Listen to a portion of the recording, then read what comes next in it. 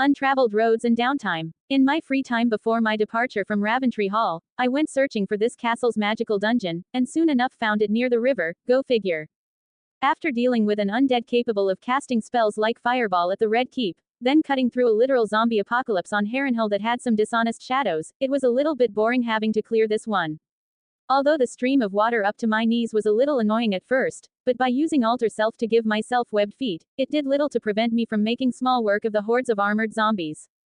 A combination of layers of armor, rage, action surge and the occasional use of ki was all that I needed to cut through all of these foot soldiers. Even practiced some of my maneuvers against crowds of enemies, my favorite combinations being both riposting with disarming and pushing with tripping. They really hyped me up for the wars to come. Unfortunately, my wild shapes couldn't compare to how broken my twin Valerie and Steel Gladius were with radiant effect. And Shadow wasn't mobile enough to be of use in this environment. Once I made halfway past the usual distance in this dungeon, I finally realized that the noxious odor was slightly off. Focusing on my divine sense, I noticed that amongst these lowly undeads, I was finally about to cross paths with a fiend. Opening parenthesis question mark closing parenthesis. A fiend was an evil creature from one of the fiendish planes, also called the lower planes in some cosmological models. They were not just evil, but born of evil. Primal malevolence was one of the roots of their nature, and the evil essence of the fiendish planes permeated every part of their bodies. Thanks, game system. Since it was already too late to hide my presence, I pushed forward, intending to not appear immediately hostile. And my plan seemed to have been successful, since instead of being immediately rushed at or ambushed, I was greeted with the visage of something I wasn't expecting to find lurking in a place like this. A woman, not the prettiest one that I've ever seen, but neither was she hard on the eyes. Though her attire revealed either that she wasn't that much into elegance or that she had seen better days. Please, my chivalrous knight. I heard her calling for my attention, limping over in my direction, seemingly struggling with the muddy ground. I've been trapped here for God knows how long. It's so lonely here, I'm hungry and I miss my home. If I wasn't already alerted to the fact that I fiend skulking around, I might have genuinely fallen for this act. That is, if I was stupid enough to allow her to come close enough without using observe on her. Night Hag, Medium Fiend. LV 50. POW. 54. Mob. 45. End. 48. Int. 48. STL. 35. Def. 0. HP. 2000. Speed. 30 feet. Conditions immunities. Charmed. Damage resistances. Cold, fire, non-magical bludgeoning, piercing and slashing. Senses. Dark vision 120 feet. Languages. Abyssal, Common, Infernal and Primordial. Innate spellcasting. She can innately cast spells that allow her to sense alteration in the weave of magic and launch glowing darts of magical force at her foes. Also, twice a day, she can cast black beams of enervating energy that sap her target of its strength and send others into a magical slumber. Magic resistance. The hag has the advantage of resisting spells and other magical effects that aren't directly causing damage to her. Change shape. The hag magically morphs into a female humanoid, or back into her true form. Her statistics are the same in each form. Any equipment she is wearing or carrying isn't transformed. She reverts to her true form if she dies. ETHEREALNESS. The hag magically enters the ethereal plane from the material plane, or vice versa. To do so, the hag must have a heartstone in her possession. Warning. For specific circumstances, this creature is unable to transport herself to a different plane of existence.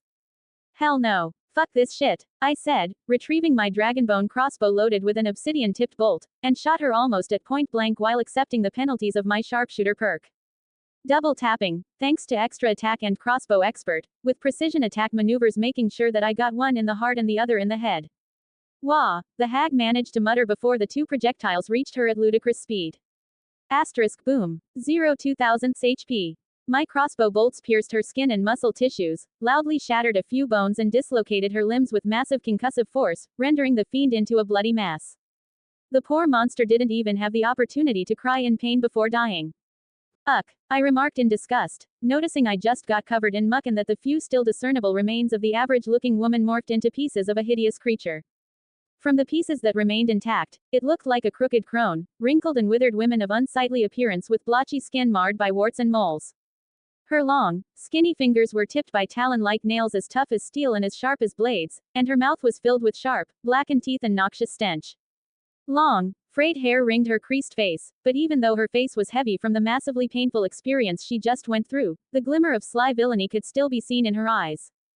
Though, surprisingly, she was the first monster I've killed in a magical dungeon that dropped some loot. Breaking down her body inside my inventory, I gained several components, such as monster blood, bones, hide, claws, ears, eyes, hair, saliva, tongue and teeth. Sadly, the brain and the heart were beyond salvation, though that might be the reason why I managed to kill it so quickly. But the biggest reward were two magical items the hag had with it. First was a dark gem resembling a heart. Heartstone. This lustrous black gem allows its wielder to become ethereal. The touch of a heartstone also cures any disease, but it produces cracks on it. Crafting a heartstone takes 30 days. While on the ethereal plane, one can magically touch a sleeping humanoid on the material plane. Abjuration spells casted on the target prevents this contact. As long as the contact persists, the target has dreadful visions. If these visions last for at least 1 hour, the target gains no benefit from its rest, and its health point maximum is reduced by 1/10. If this effect reduces the target's health point maximum to 0, the target dies, and if the target was evil, its soul is successfully extracted to be placed on a magical trap. The reduction to the target's health point maximum lasts until removed by an abjuration magic with restorative properties. Warning: the current location is warded against this magical item's effect. So something is really blocking conjuration effects down here. That would explain why I've been having a hard time teleporting, I mentally remarked. Although, finding a way of visiting the ethereal plane this early is very surprising. What else? A gross-looking bag. Soul bag. When an evil humanoid has its soul extracted, the wielder of a soul bag catches the soul in this black sack made of stitched flesh. A soul bag can hold only one evil soul at a time, and only the night hag who crafted the bag can catch a soul with it. If the night hag is slayed, that ability is passed down to the one that killed it. Crafting a soul bag takes 7 days and a humanoid sacrifice, whose flesh is used to make the bag. A pity I didn't acquire the hag's soul. But I was already taking enough risks by taking these items that by all accounts would have been cursed. Focusing on my divine sense, I could only feel that it had been made from foul means, but I didn't notice any lingering hex. Storing it all in my inventory, I pondered for a moment. All things considered, finding a creature capable of speaking was very intriguing. Did the game create it and had it attempted to fool me with a fake story of not being from here? Saving that thought for later, I cleaned myself with thaumaturgy and moved on. Finally, at the end of the underground tunnel, I gained access to the treasure room and confirmed my theory. Harrenhal was indeed the key to unlocking fast travel. As for my loot, no potion, no Valyrian steel, just more golden coins and wall of basic divination. Would you like to absorb the knowledge it possesses? Yes, no. Guess the Northerners do have an inclination for greenseeing and scrying. Works for me. I like to be a jack of all trades anyway, it's just up to me to become a master of them all. Oh heavens, yes. New skill acquired. Divination magic. LV20, 0%. How much you understand about the arcane knowledge of the School of Divination. Divination magic is all about gathering information. It is widely regarded as one of the weaker schools of magic because it doesn't have spells as flashy as the ones the other schools have. Specialists of divination magic are known as diviners, and they are the ones you go to when your future is a bit foggy or you want to uncover the truth about something. At its most basic, divination magic allows the caster to sense the nearby bends and twist in the weave of magic, effectively allowing one to sense and locate the presence and use of spells. Divination magic also gives one the ability to read the surface thoughts of certain creatures, and communicate with them, even if you wouldn't normally be able to due to language barriers or physical inability of speech. At its pinnacle, divination magic gives you the ability to see right through any disguise and across other planes, even briefly gazing into the future in order to react accordingly. The counsel of a diviner is sought by royalty and commoners alike, for all seek a clearer understanding of the past, present, and future. As a diviner, you strive to part the veils of space, time, and consciousness so that you can see clearly. You work to master spells of discernment, remote viewing, supernatural knowledge, and foresight. Page, make a new chapter for divination magic and run analysis for a suitable spell out of its concepts. I said while establishing a mental link again with my grimoire, sharing most of the knowledge I just gained. Here are some of the options I've been able to decipher. 2 feasible formulas have been prepared. They are both waiting to be put to practice. Paige immediately announced, having learned from her previous mistake. Thanks, my dear. Detect magic LV1, 0%. Divination cantrip. For the duration, you sense the presence of magic within 10 meters of you. If you sense magic in this way, you can see a faint aura around any visible creature or object in the area that bears magic, while also being capable of discerning its density around you, enabling you to pinpoint its source. And you also learn its school of magic, if it has any that you have knowledge of. Additionally, if you touch one object, you learn whether any spells are affecting the item, and if the item was created by a spell that you have knowledge about, you learn which one created it. If you instead touch a creature throughout the casting, you learn what spells, if any that you have knowledge of, are currently affecting it. Casting time: 6 seconds. Duration: concentration, up to 10 minutes. Target: self. Range: 10 meters. Components: vocal, somatic. Excellent to use alongside both my observe skill and divine sense feature, working in synergy to improve my mental map. And might give me an edge once spellcasting becomes less rare in the world. And guiding arrow LV1, 0%. Divination cantrip. You create a tiny incorporeal arrow of shimmering light in an unoccupied space you can see within range. The arrow exists for the duration, but it disappears if you teleport or you travel to a different plane of existence.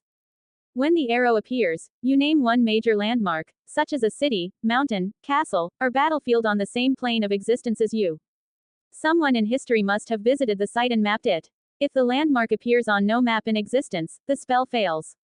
Otherwise, whenever you move toward the hand, it moves away from you at the same speed you moved, and it moves in the direction of the landmark, always remaining 2 meters away from you.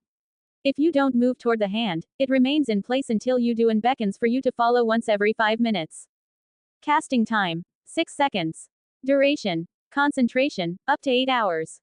Range: 2 meters. Target: self. Components: vocal, somatic. My personal GPS. At first sight it might appear of little to no importance, but besides underground mazes, this spell will help me travel and explore the world simply by collecting old maps. Better yet, just like with my game Windows, only I could see it. Traveling along the river road through the Riverlands was an easy ride, the ground was level and the road itself well maintained. Grasslands and farmlands extended for several leagues on both sides of the road and river, all of which meant that I could see my destination in the distance while Tywin's retinue was still kilometers away. I even got the time to attempt combining my wild shape with my alter self spell, in order to get more than natural weapons. My main focus was primarily on stuff that would be subtle enough to practice while surrounded by watchful soldiers and a friendly Pia. And with that I'm proud to say that I successfully unlocked cat-like eyes that finally granted me night vision, or as the game system called it, dark vision. Dark vision. You can see in the dark within 20 meters of you. Perceiving dim light within the radius as if it were bright light, and darkness as if it were dim light. You can't discern color in darkness, only shades of gray. With this pair of eyes I could constrict my pupils to see in blinding light or open them to see in near pitch darkness. Not sure if it was optimal to hunt for the same types of shadows that I've encountered in Harrenhal's dungeon, nor if it would work in magical shadows, but it was more convenient than giving out my location to faraway creatures. By either using minor illusion to light up my surroundings or threading only in dim light environments so not to carelessly trip into something or someone. My next step would be a combination of all the other wild shape forms I had unlocked already. Feline anatomy would certainly make me more agile and flexible, and a mastiff's olfactory senses were sharper. The porcupine and turtle defenses were a next step for my natural weapons, with great potential to be explored, just like with the snake, scorpion's venom and a spider's web. And even if I wasn't much of a frog person, jumping longer distances would certainly help with my Van der Waals spider crawling. From there the sky was the limit, literally in my case, with combinations such as my speech of the woods feature and the pheromones of ants to reenact that scene from Indiana Jones 4 with the giant ants in places like Sothorios, become cold-blooded in order to hide my heat signature, and regenerate limbs like lizards. Hopefully I won't become a Spider-Man villain with all of that. But enough about it, back to our journey. Look my prince, another beautiful castle. Pia told me rather cheerily, probably enjoy the time of her life. Nodding back at her while acknowledging her enthusiasm, I turned to face our destination. As was fitting for the seat of the Lords Paramount of the Trident, Riverrun seemed to rise up out of the river itself. Its curious triangular shapes sit nestled in the confluence of two rivers, the Red Fork and the Tumbledown. And as I approached, it was clear that the other side of the castle was protected by a massive ditch with sluice gates at either end. At times of war and siege, these gates could be opened, letting the rivers rush in, turning Riverrun into an island. We could get to the castle by road, I suppose, leading the horses over the drawbridge and through the imposing Barbican, but to really get a feel for this place it was best to approach it by boat. And so here I was, in a ferry large enough to transport a group of the most influential people traveling with me since King's Landing, being rowed across towards the Watergate. Though with a little convincing, I got both Sandor and Pia to follow me, with Shadow resting on her own pocket dimension. The sandstone curtain walls before me were marked by many arrow slits, and if I craned my neck upwards, I could see soldiers peering down from its crenellated matriculation's top, their fish-crested helmets and livery silhouetted against the sky. Towers at each corner of the wall offer excellent views over the surrounding area and guard the shores of the river. If an enemy got too close to the river's edge, they were in longbow aim and range. This may not be the largest castle in Westeros, but it was surely one of the more easily defended. From the little I got to speak with the Blackfish, he told me that the castle was always provisioned to survive a siege of up to 2 years and could be manned fully with just 200 guards. It was easy to see how it has never been successfully captured. Granted, it has been given over to enemies, but never stormed. The Watergate itself was a large arch protected by a portcullis, the bottom half of which sank deep into the water down to the bed. As it rose to let me and the others in, the sounds of the creaks of the machinery and the lapping of water against the castle walls, I could see that the bottom half of the portcullis was red, rusted by being in the water, and I was waved through. Although this was called a gate, it is actually more of a docks under the castle. As my eyes quickly adjusted to the gloom of torchlight, I could see several other boats here tied up to iron rings set into the walls. Provisions were being unloaded from one of these boats and goods put on another, presumably to be taken downstream to the salt pans, or perhaps even Gulltown, and from there they could go anywhere. Riverrun may be situated far inland, but the rivers connect it to the wider world. This part of the castle was unarguably damp, probably aggravated by it being windowless, but I had no doubt that there were dungeons here that were even worse. So heading up the water stair to the lower bailey and into the castle proper, here I could see that despite the fortified exterior, Riverrun was actually quite a pleasant space. It is not as large as the Red Keep, but there was a lot here. The wheel tower next to me, which sat over the tumbledown river, had a large water wheel in it, which ensured that the castle's residents had a secure supply of flour for bread. There was of course a keep, which I would come to in a moment, and a great hall which stood separate. This was where the Lord of Riverrun held his council and, I dare guess, feasts at harvest. And for special occasions. Above the Great Hall was a smaller audience chamber for more day-to-day activities. Perhaps the most tranquil part of the castle was the Godswood, through which I must pass in order to get to the keep. While hearing Pia's remarks of wonder, I got the vacant idea of what Littlefinger's first impressions of this castle might have been. It was more like a garden, with elms and redwoods spaced well apart to let the sunlight in, streams tinkle through the grass before disappearing back down into the ground, birds singing overhead, and the air was filled with the smell of wildflowers. Standing amidst all this, it was hard to remember that I was in the middle of a castle at all. There was a weirwood tree, of course, but it was slender and elegant rather than overgrown and disconcerting like the 2 others I have seen. This was a place for family play and relaxing afternoons, not a place of veneration for the old gods. For the Tullys did not worship them. Here, and in many other southern cities, the presence of a godswood and a heart tree, whether or not it was actually a weirwood, was more of a statement of political inclusivity than religious adherence. When the Andals invaded, they rather wisely decided to keep the godswoods in some of the key castles they captured, like here, knowing that destroying them would only anger the first men who still lived in the south. House Tully was an ancient house, being descended from the first men, but this was not an ancient castle, by Westerosi standards, being just 1,000 years or so old. And it was only with Aegon's invasion that the Tullys were elevated to being lords paramount of the Riverlands. So the Tullys were followers of the faith of the Seven, and the sept here, which sat inside another garden, was a real delight, made from sandstone with the traditional 7 sides. Inside it was a kaleidoscope of color, with light shining through multiple stained glass windows, casting yellows and blues and greens across the floor. Paintings of the 7 on the marbled inner walls complete the vibrant decor. After spending a brief moment whispering a small prayer to the new gods, informing them of some of my progress and future plans, my final place to see here was the keep itself. The outer castle's walls were triangular in shape, and so were the keep at the eastern end of the castle. The Tully family's private chambers were here, decorated with leaping trout and other river-based imagery, and at the top of the keep, reached by a spiral staircase, was the Lord's solar, triangular as well, and with a balcony that gives a view out over the river, as it flows gently away. The evening sunlight fills the castle around us with a golden hue. This time I felt more obliged to join the feast Lord Tully had prepared for us. Not that I was against socializing with others, my silver tongue feature made sure no one had anything to complain about me, but it felt to be a certain waste of my time and attention. Before leaving for the Westerlands, I took the opportunity to have some alone time with the castle's weirwood tree. Soon enough, after a brief walk while everyone was asleep, I reached a small opening that represented the entrance. There were no guards this time, and there was no gate, so I walked on through unhindered. As I've mentioned before, it was a true garden, with flowers and fauna that were obviously well taken care of.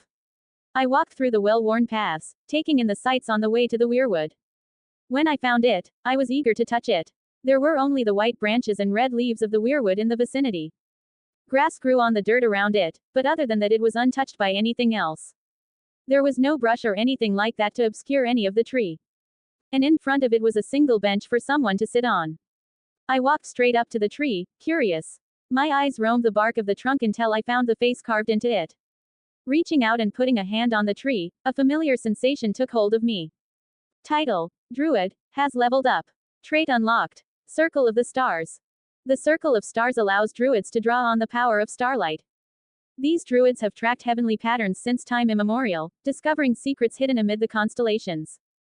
By revealing and understanding these secrets, the Circle of the Stars seeks to harness the powers of the cosmos. Many druids of this circle keep records of the constellations and the stars' effects on the world. Some groups document these observations at megalithic sites, which serve as enigmatic libraries of lore. These repositories might take the form of stone circles, pyramids, petroglyphs, and underground temples, any construction durable enough to protect the circle's sacred knowledge even against a great cataclysm. Feature unlocked. Starry Form. You gain the ability to harness constellations, power to alter your form by spending one of your wild points to take on a starry form for 10 minutes, retaining your statistics, but your body becomes luminous. Your joints glimmer like stars, and glowing lines connect them as on a star chart. Whenever you assume your starry form, choose which of the following constellations glimmers on your body. Archer. A constellation of an archer appears on you. Your ranged attacks gain a luminous energy. The target receives additional radiant damage on top of your attack and mystical dim light glitters on it, betraying its location in the dark. Chalice. A constellation of a life-giving goblet appears on you. Whenever you restore health points to a creature, you or another creature within 10 meters of you can receive the same healing effect. Dragon. A constellation of a majestic dragon appears on you. Whenever you are midair, you glide after performing a horizontal jump and hover if falling vertically until reaching the ground. Trait unlocked. Circle of the Moon. Druids of the Circle of the Moon are fierce guardians of the wilds. Their order gathers under the full moon to share news and trade warnings. They haunt the deepest parts of the wilderness, where they might go for weeks on end before crossing paths with another humanoid creature, let alone another druid. Changeable as the moon, a druid of this circle might prowl as a great cat one night, soar over the treetops as an eagle the next day, and crash through the undergrowth in bare form to drive off a trespassing monster. The wild is in the druid's blood. Feature unlocked. Combat Forms. You gain the ability to easily use and dismiss wild shape without having to concentrate for a brief moment. Additionally, the rights of your circle grant you the ability to transform into more dangerous animal forms, but must still abide by the other limitations. Known wild shape forms: ant, baboon, badger, cat, deer, frog, goat, hyena, jackal, lizard, rat, squirrel, otter, little valerian, scorpion, spider, weasel, camel, mastiff, mule, poisonous snake, pony, turtle, fox, beaver, boar, constrictor snake, cow, draft horse, elk, zorses, unicorn, stag, porcupine, shadowcat, riding horse, wolf, ape, black bear, crocodile, warhorse, brown bear, dire wolf, giant spider, giant toad, lion, tiger. Both traits and features were bloody brilliant. Thankfully, this truce between the new gods and the old ones was still going smoothly. Starry Form was basically disguising myself as Alien X, with the added bonus of living in a world where one of the biggest religions was centered around a 7-pointed star. Plus, it made spending divine points on smites and channel divinity on spells redundant.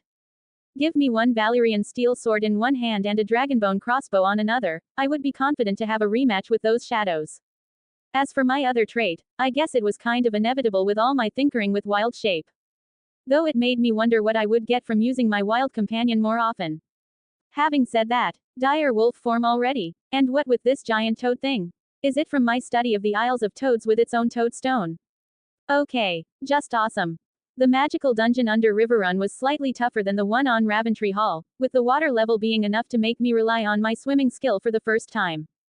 The undead enemies, however, relied on fishing me with nasty longbows and actual chained hooks from their boats. Thankfully, I've practiced assuming my aquatic form with Alter Self spell, otherwise I would be left only with my recently acquired crocodile wild shape. -20 megapixels. sprouting gills and fins while also growing webbing between my fingers, not forgetting a jaw similar to the one of a crocodile for extra damage and octopuses, ink glands for underwater retreat. I took down one undead after the other, focusing my chomps on their heads after exposing them out of their head protections. The taste of rotten flesh was awful, but I at least didn't get affected by necrotic or poison damage. Eventually, before reaching the treasure room of this dungeon, I came face to face with the guardians of this place. 1, 2, 3, 4 ugly bastards. Kuo-toa, medium humanoid. LV20. POW. 39. Mob. 30. End. 33. Int. 33. STL. 25. Def. 0. HP. 400. Speed. 30 feet. Swim 30 feet. Senses. Dark vision 120 feet. Languages. Undercommon. Amphibious. The Kuo-toa can breathe air and water. Otherworldly perception. The Kuo-toa can sense the presence of any creature within 10 meters of it that is invisible or on the ethereal plane. It can pinpoint such a creature that is moving.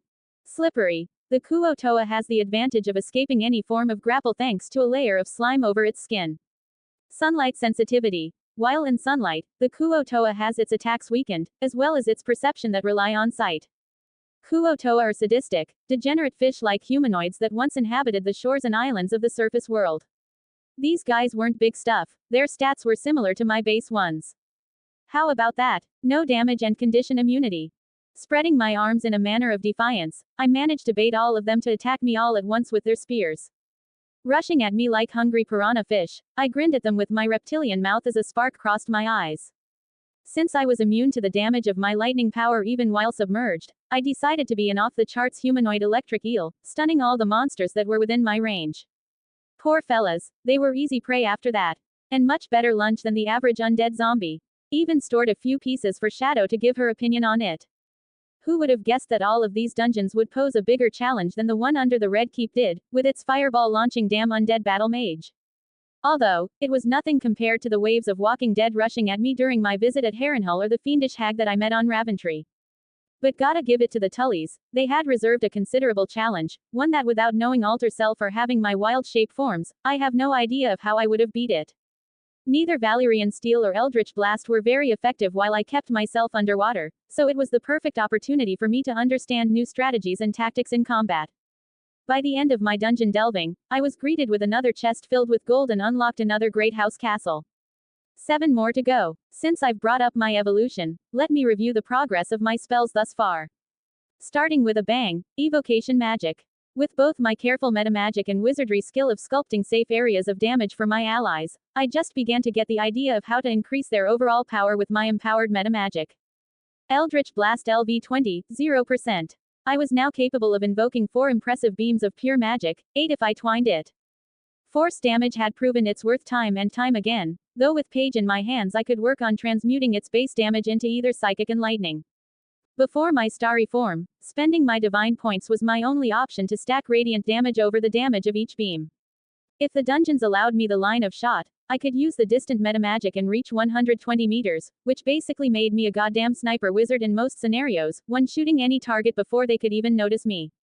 All of that alongside my Dragonbone crossbow and its bolts imbued with my arcane weapon spell, were the perfect tool in dealing with hordes of the toughest undeads. Which suited me just fine since I didn't have all day to explore magical dungeons on castles that I was just traveling past. Chromatic Orb LV10, 23%. Really hard to use, given how costly it was.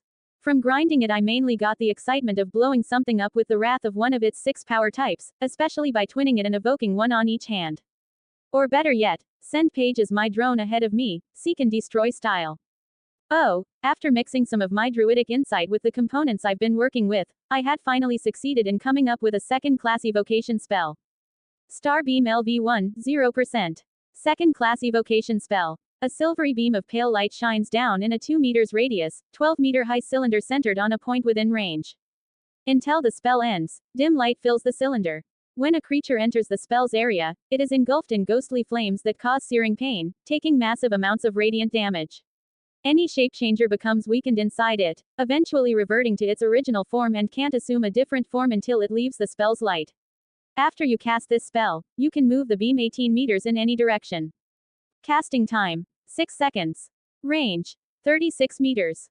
Target, A2 meters radius, 12 meter high cylinder centered on a point within range. Components. VSM, several seeds of any moonseed plant and a piece of opalescent feldspar. Duration. Up to 1 minute. If Eldritch Blast could be both a sniper and shotgun shot and Chromatic Orb was a rocket launcher with many magical effects, then Starbeam was my orbital railgun. Not yet on par with a small nuke, but still astonishingly destructive to bring upon any living creature, forget about undeads. Moving on, Illusion Magic. Minor Illusion LV20, 0%. As a matter of fact, I've evolved it quite a bit. Not only have I gained my first rank level spell, Disguise Self, but also managed to get quite creative with it. Instead of the 2-meter cube singular illusion, now only I could cast each visual illusion that could have its own sound, smell and even produce light, but also what appeared to be an infinite number of illusions in a 10-meter radius around me. That was beyond amazing, not to mention what else I got. Even though the illusionary touch was still reserved for my first-class spell, Disguise Self, my minor illusion's duration had expanded from 1 minute to 1 hour, without requiring the extended metamagic, which was both really good and really bad. You see, the cantrip actually only gained experience after taking its normal duration before being dispelled. So, instead of the 1440 opportunities in a day, I now had only 2448 if I twinned all of them. Added to the fact that my wild shape didn't dispel it immediately, I could manipulate it in order to have a mirror illusion of myself following me around. Though the lack of touch made it not optimal for close quarters interactions, I had come up with a good alternative. Disguise Self LV10, 0%. Besides raising its base duration and making my disguises less frail, I did manage to combine it with my mirror images in order to make them interactive, albeit with the cost of making them even less frail. A slightly tight handshake was enough to pop it like a balloon. But still, I got my shadow clone jutsu, even if the mirror image didn't have a mental link with me. As for my second-class illusion spell, it was actually the result of my reverse engineering my detect magic cantrip. Magic Aura LV1, 0%. Second-class illusion spell. You place an illusion on a creature or an object you touch so that divination spells reveal false information about it. The target can be a willing creature or an object that isn't being carried or worn by another creature. When you cast the spell, choose one or both of the following effects. If you cast this spell on the same creature or object every day for 30 days, placing the same effect on it each time, the illusion will last indefinitely after that, until it is actively dispelled. False aura. You change the way the target appears to spells and magical effects, such as detect magic, that detect magical auras. You can make a non-magical object appear magical, a magical object appear non-magical, or change the object's magical aura so that it appears to belong to a specific school of magic that you choose. When you use this effect on an object, you can make the false magic apparent to any creature that handles the item. Mask. You change the way the target appears to spells and magical effects that detect creature types, such as a paladin's divine sense or the trigger of a trap spell. You choose a creature type and other spells and magical effects treat the target as if it were a creature of that type or of that alignment. Casting time. 6 seconds. Range. Touch. Components. VSM, a small square of silk. Duration. 24 hours. So what can you do with this spell? Is it as niche as it looks? If you don't think this is amazing, then I guess we can't be friends. Jokes apart, not only could I shield my magic from others that could sense it, like the night hag I faced in Raventry Hall, but also make something appear as magical forever. At the top of my head, I could mask the fact that my familiar is a fae, instead of a normal cat, walk into a location warded against intruders, change the information seen by my party members through their weaker version of observe etc. Besides, even with the 30 days of use requirement, the permanent effect just blew me away.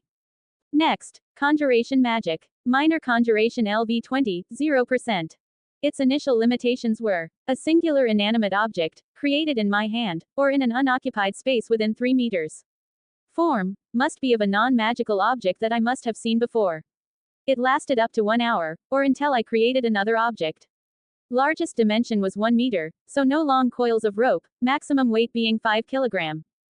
First, I still was limited to 1 conjuration per cast. Second, I got the weight limit to double in exchange for cutting its volume in half.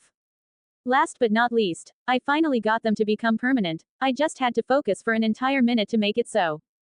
Do you have any idea of how absurd that was? No, I couldn't just summon an inherently magical material like a block of Valyrian steel, nor could I summon other valuable materials such as gold and jewelry. Instead, I could summon an unlimited amount of common materials such as stone and wood. I know, it looks pretty underwhelming. But just think about everything people have accomplished in Minecraft. Enough said. Unseen Servant LV10, 91%. My loyal, mindless and invisible lackeys. They still weren't able to deal damage, but I could at least swap places with them and have them take the damage from a powerful attack in my place. Better yet, their usefulness proved invaluable once I got them to incessantly cast Minor Summon and store the permanent items in my inventory. Turning a crippling restriction of 1 minute per use into an inconsequential hindrance with these two constantly doing their job. Alongside my twin servants with their own floating disk, I also had my legerdemain hands to work on those types of matters while I was busy. Even if I didn't have that many spectral arms to call myself a Diclonius, especially since mine weren't capable of doing actual damage in comparison to their vectors, no one could deny their usefulness. And with a little bit of testing on Shadow's pocket dimension, I got this. Rope Trick LV1, 0%. Second class conjuration spell. You touch a length of rope that is up to twice your height. One end of the rope then rises into the air until the whole rope hangs perpendicular to the ground. At the upper end of the rope, an invisible entrance opens to an extra-dimensional space that lasts until the spell ends. The extra-dimensional space can be reached by climbing to the top of the rope. The space is large enough to easily fit 8 people with the size of an average adult human. The rope can be pulled into the space, making the rope disappear from view outside the space. Attacks and spells can't cross through the entrance into or out of the extra-dimensional space, but those inside can see out of it as if through a 1 meter by 2 meters window centered on the rope. Anything inside the extra-dimensional space drops out when the spell ends. Casting time: 6 seconds. Range: touch. Components: VSM, powdered corn extract and a twisted loop of parchment. Duration: 1 hour. Yup, I just got my own pocket dimension. Not worth much besides a safe space to rest for an hour and recharge all of my features, alongside my health, stamina and mana bars. Extended meta magic made the spell last for 2 hours and twining it merely doubled the overall size of my extra-dimensional space. But I just got this spell, so imagine what I might get with it with enough practice. Anyway, Abjuration Magic. Arcane Ward LV20, 0%.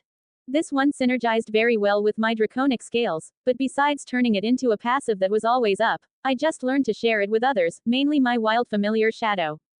Mage Armor LV10, 11%. Extra toughness that stacked on top of my runed bronze armor, which could be focused into a thick shielding wall to brace for a massive impact and absorb elemental damage. The only worthy addition to that was to have that same wall form a dome over me, which apparently seemed to maintain its overall durability intact in all parts. Arcane Lock LV1, 0%. Second class abjuration spell. You touch a closed door, window, gate, chest, or other entryway, and it becomes locked for the duration. You and the creatures you designate when you cast this spell can walk past the barrier normally as if nothing stood in its place. You can also set a password that, when spoken within 2 meters of the object, suppresses this spell for 1 minute. Otherwise, it is impassable by others until it is broken or the spell is dispelled or suppressed. While affected by this spell, the object is considerably more difficult to break or force open by picking any locks on it. Alternatively, another use of it without material cost is choosing an object that you can see within range. The object can be a door, a box, a chest, a set of manacles, a padlock, or another object that contains a mundane or magical means that prevents access. A target that is held shut by a mundane lock or that is stuck or barred becomes unlocked, unstuck, or unbarred. If the object has multiple locks, only one of them is unlocked. If you choose a target that is held shut with someone else's arcane lock, that spell is suppressed for 10 minutes, during which time the target can be opened and shut normally. When you cast the spell this way, a loud knock, audible from as far away as 90 meters, emanates from the target object. Casting time: 6 seconds. Range: touch, target, a closed door, window, gate, chest, or other entryways. Components: VSM, gold dust worth at least 25 gold coins, which the spell consumes. Duration: until dispelled. By far the most costly to cast, which would make grinding it much harder, but still it was great to have another with technically permanent duration, that would make a loud noise, alarming me if someone managed to force their way past it. Besides, this made any lock or blocked path available to me. Let me see what else. Enchantment Magic. Mind Sliver LV20, 0%. I was thinking of Professor X from X-Men, with his ability to use pure mind energy to harm another creature's mind. Really hard to find test subjects for it, since both undead and animals weren't so open about their symptoms. I initially attempted some sort of vicious mockery against some lowly criminal, with both thaumaturgy and minor illusion backing it up, as I either taunted or frightened them. Soon enough, I got the hang of it. Unexpectedly, all thanks to my gibberish skill I had considered useless up until now, only leveling it up for the laughs I got from it. The damage was more about dealing excruciating pain, if I wanted to, and breaking someone's mind defenses, momentarily lowering their intelligence stats so I could exploit their moment of weakness with more enchantment spells. My hypnotic gaze being the prime example of the benefits I gained by playing around with it, and the thing that gave me the high ground while dealing with Tywin Lannister for the first time. By this level, the only thing I unlocked was that charming others became second nature to me. Sleep Awake LV10, 34%. Didn't use it as much as I would have liked, but the potential was still there, since charming someone could only lead me thus far. The latest attribute I unlocked from it was the fortunate option to choose if my targets would awake from their slumber either fully rested or exhausted. Great for allowing Pia to keep up with my pace without making her a party member. Paralyze LV1, 0%. Second class enchantment spell. Choose a humanoid that you can see within range. The target is paralyzed for the duration. Casting time, 6 seconds. Range, 20 meters. Target, a humanoid that you can see within range. Components, VSM, a small, straight piece of iron. Duration, concentration, up to 1 minute. Short and concise, albeit somewhat limited, just like how I like it. Hopefully I could get it to affect not only humanoids, but beast and monsters as well. Finally, since both necromancy and divination were works in progress, transmutation magic. Thaumaturgy LV20, 0%. Extended its duration from 1 minute to 1 hour, which carried the same implication to its grinding potential as minor illusion. Not only could I now magnify my voice up to 5 times, but also change it to appear either more angelic or demonic, heavily inspired from my audience with the gods. Open and close all unlocked doors in a 10 meters radius and even cause small tremors, capable of damaging grounded objects, whether through a loud noise or unseen waves. Dry any creature within range, light or snuff out multiple small sources of fire, clean or soil object, chill, warm flavor non-living material, and 1 meter cube trinket. I know, a stupid amount of stuff. But I don't call it my Swiss Army knife for nothing. Besides getting the mending effect casting time from 1 minute to instantaneous, I got 2 new uses out of it. One was that I could restore objects that had been affected by either rust or corrosion, adding even more use to this cantrip. And 2, reconstruct objects that have no more than 1/5 of it missing, which was thanks to my better understanding of transmutation that I succeeded in, creating matter out of nothing. Not to mention the possibilities of abusing this. As for its communication feature, I got its range from 35 meters to 100 meters. Great way to threaten a target from afar without letting anyone else know, or just throw my voice and make them alerted to an attack that will never come. To say nothing that I was actually a telepath now and could exchange mental images through it, but I was not content with only that. As for my minor alchemy feature, it worked in similar fashion to my minor summon cantrip, though I had yet to make the changes permanent or independent of my concentration. Arcane weapon LV10, 49%. Even a regular dagger pierced everything but the best plate armor as if it was made out of butter, so just imagine the amount of damage a sword of better quality could do. Another example was a Castle Steel forged warhammer that I picked from my inventory dealt a motherfucking punch against an unlucky undead, which was sent flying against the wall. And that was without using my rage feature. Such is the power of magical weapons, regardless if they were made of Valyrian steel or dragon glass. Even some force-imbued pebbles I threw seemed capable of denting steel plate armor. Sadly, neither my Valyrian steel blades nor my dragonglass crossbow bolts seemed to get any sharper than they already were. Though at least I got a reliable way of mimicking my twin gladius inscriptions, actively testing all types of magical damage I got from it. In exchange, my swords learned new damage types. Select magical effects. Known magical effects: lightning, thunder, radiant, necrotic, acid, poison, ice, fire. First 2 were the results of my sorcery origins, with weapons either becoming charged with electric current or shaking like vibroblades. Radiant was like having a shining lightsaber that cleansed the cursed nature of the undeads, and necrotic being just like Murasama, the one-cut killer Taigu from Akame ga Kill. Acid and poison were very alike, with both making my swords covered in each substance. As for ice and fire, similar to wielding both radiant and necrotic effects in each weapon, it was another great combination because of its thematic flavor. Alter Self LV7, 99%. Sadly no aerial adaptation yet, but the transformations were indeed getting smoother to both control and maintain. And if the sudden trick I got from casting Disguise Self on my minor mirror images was any indication, this second-class spell had plenty of room to grow. Good thing I had my wild shapes to give me more experience with transmuting my body. The back of the large wagon that I've been traveling was getting a little too overpopulated. With both Bride and Tully, who had accepted my formal invitation to join, and Cleo's Frey, plus 2 other Freys, adding to the group of 5 grown men alongside me and my uncle Tyrion. Suffice to say that it was getting hard to entertain them all. In the end, since the rain didn't seem to be going anywhere, we decided that some friendly banter would do wonders to help fill in the tedious waiting of the trip. Men have fought over the Riverlands since the Dawn Age, but that's to be expected of things that rest below the neck.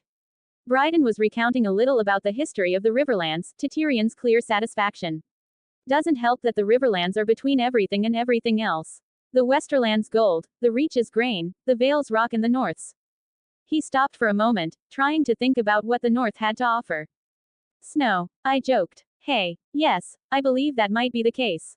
Bryden laughed alongside some of the other men. House Mud once ruled as the kings of the rivers and hills, but after 1,000 years, their line was exhausted and fell to the Storm Kings, who fell to the Ironborn. I suppose after years of drowning at sea, our rivers looked pretty attractive to that race of pirates and rapists. I suppose the Westerlands share that history. I spoke, looking at Tyrion, reminding the history of my uncle's homeland. But never mind that their monstrous castle, Harrenhal, was too large to staff and garrison. It turned out the Ironborn would not be there long enough to bother. Aegon Targaryen landed to our south and, as had many before him, liked the look of the Riverlands. The Blackfish spoke, boring the phrase, since they probably have heard the tale several times during their lives. Ah yes, we had beheld the result of their showdown, Tyrion said, referring to Harrenhal.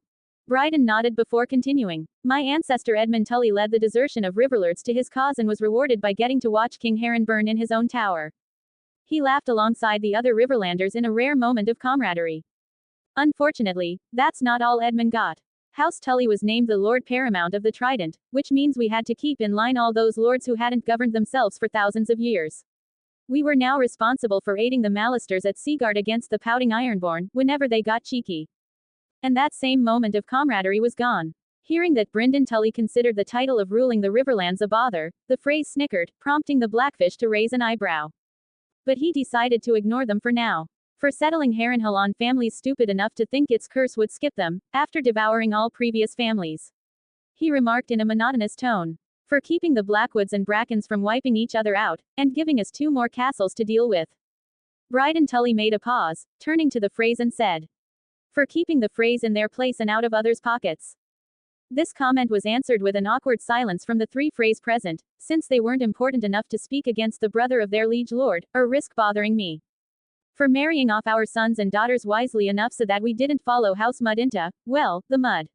The veteran knight recalled the infamous disagreement he had with his brother, which resulted in him calling himself the Blackfish. Yet under the Targaryens, the Riverlands knew a peace we hadn't had for centuries, if ever.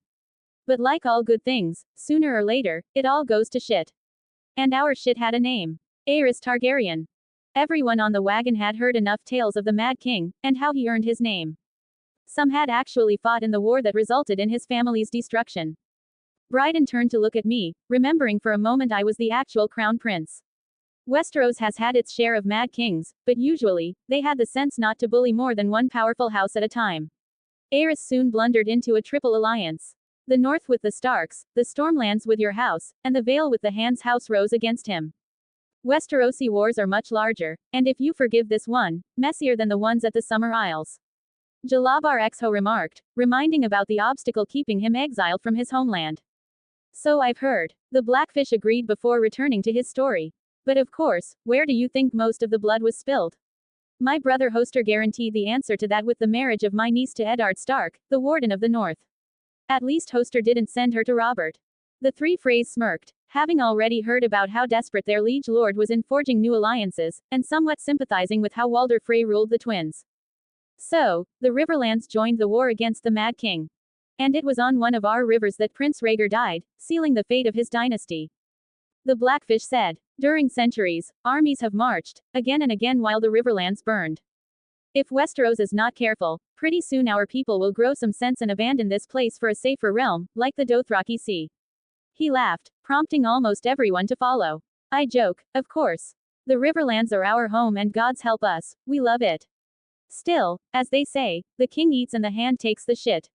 The same is true of the Riverlands. The 7 kingdoms piss and the Riverlands change clothes.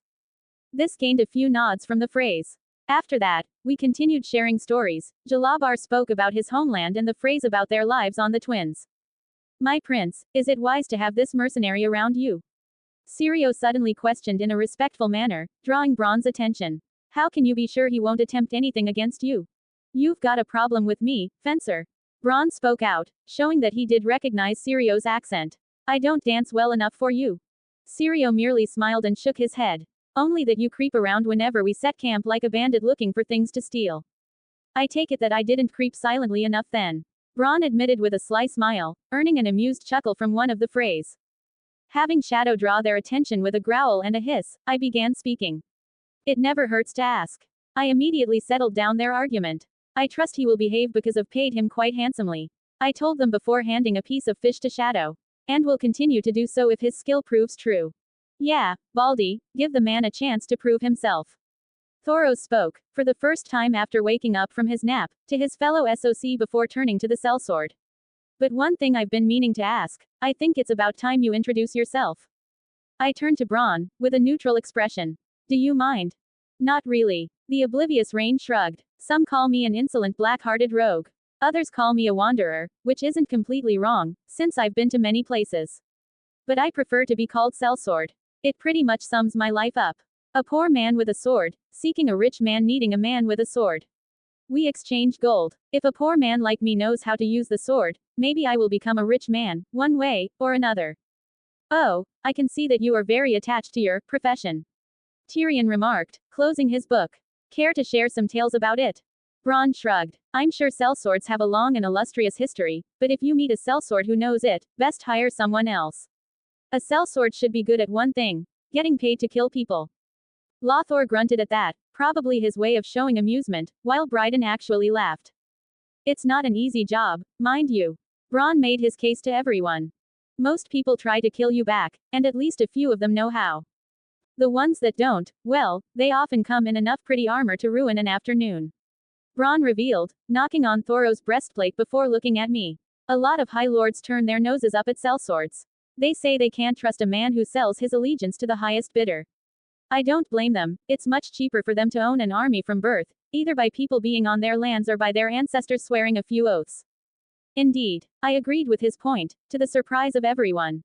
But here's the thing, Braun leaned forward, facing everyone as if he was telling a secret. No sellsword has ever fled from the winning side.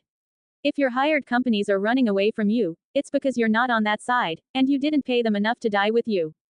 The phrase chuckled alongside Thoros. Not that you could. Sellswords don't get rich dying for their lords. Sellswords don't really get rich. Jalabar remarked after storing the arrow he had spent a while sharpening with a wheatstone. Braun conceded to the Summer Islander. Some of the eastern companies on Essos do fine. The Golden Company, the Second Sons and the Windblown for example. That caught the attention of both Sandor and me. Always a bit of fighting to be had in the free cities, even if those merchant princes can be as tight as an old man's cunt. But then you're stuck in the heat and dust, hoping some dumb rich prick doesn't try to hire your company to fight Dothraki, because your dumb, greedy captain would probably take it. Braun revealed, prompting the young Clegane to nod his head with a grunt, probably having come up with the same conclusion once. Cleo snickered, drawing Braun attention. And here I thought you were some accomplished hedge knight. Although Cleo's Fry's stats proved that he was awful with both fighting and thinking, he was more of a means to an end.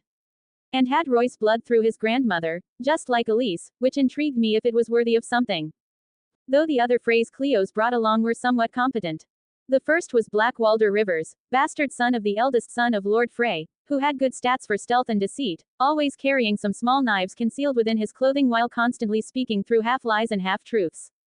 At least, that was what my detect lie skill kept telling me.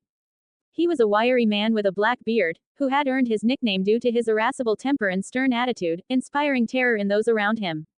As for the other Frey, Hosteen, sixth son of Lord Walder Frey, had stats that at least showed he was somewhat competent with combat, though not very bright. A husky man with a square face. Hosteen was brawny, on account of his Krakal ancestry, with a jut of jaw and arms thick with muscle. Being constantly compared to a bull, slow to anger but implacable when aroused.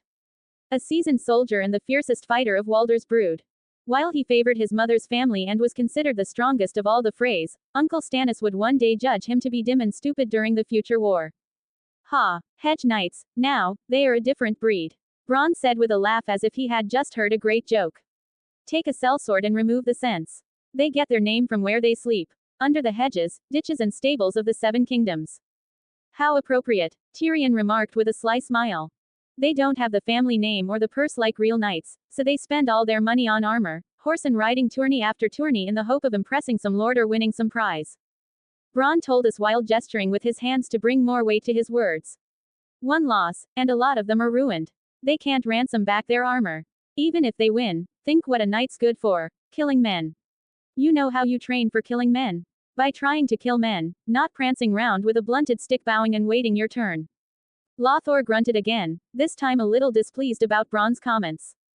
But surprisingly enough, this time Sandor seemed to be the one in agreement with the sellsword. Maybe you think I'm just insulting the competition so others hire me instead. Well, of course I am. Bronn turned to look at me. So don't hire me. Hire the sellsword with educated heirs who tells you all about the great battles he's heard of, or the hedge knight who's won a few tourneys starting to build his name. But let me guess, the man I'll be fighting against will be hiring you. I told him with a small smile, caught Bronn by surprise. Yeah, he stuttered a little before cursing. Dawn, I was building up to deliver that line.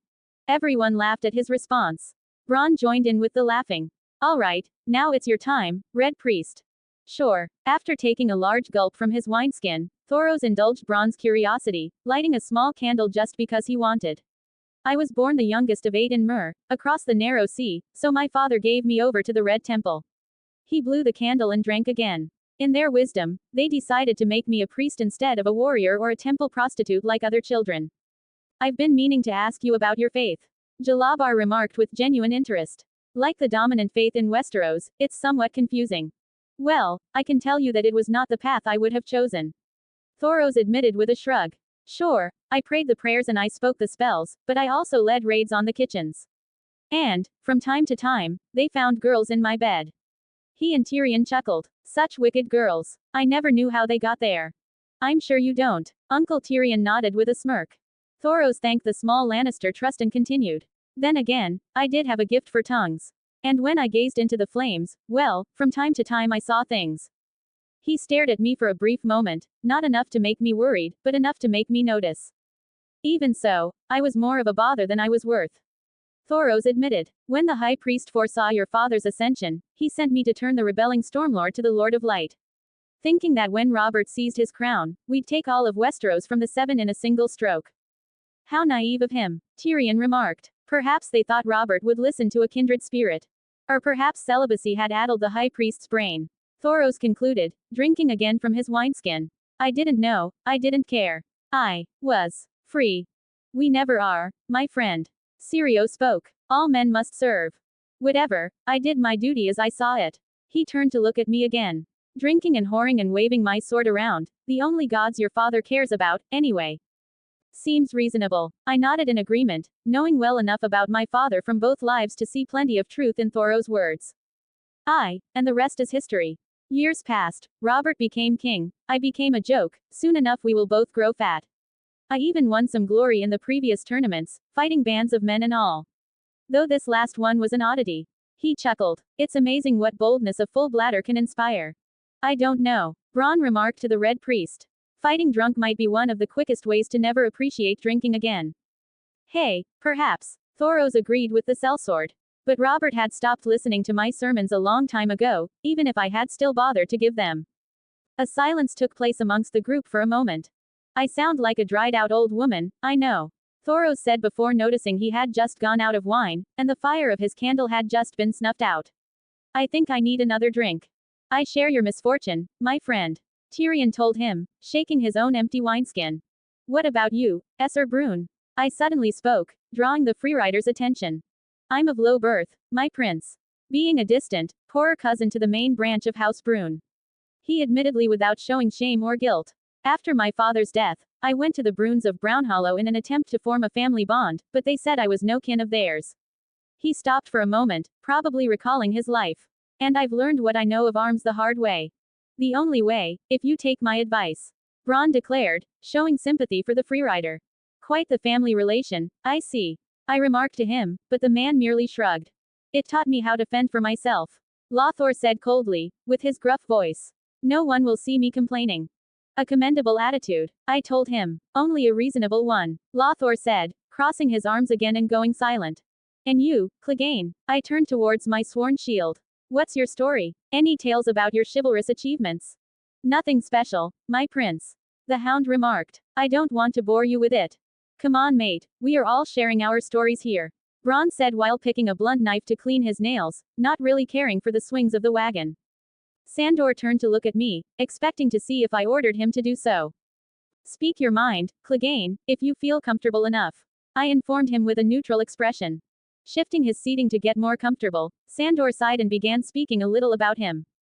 Honor. Glory. The hound began with a face of disgust. Lies to make idiot boys want knighthood, and idiot girls spread their legs for it. That's a way to interpret it. Tyrion remarked, admittedly a little too cynical. Silence, I said, drawing authority to my voice, and probably reminding the young Lannister of his own father. Go on, Clegane, you've made me curious. Sandor nodded and continued, let me tell you what makes a knight, killing. He turned to Bronn, who seemed to be amused by his words. Either enough men, or the right man. House Clegane should know. We're very good at both. This time Tyrion remained silent, but his expression showed that he acknowledged what Sandor was saying.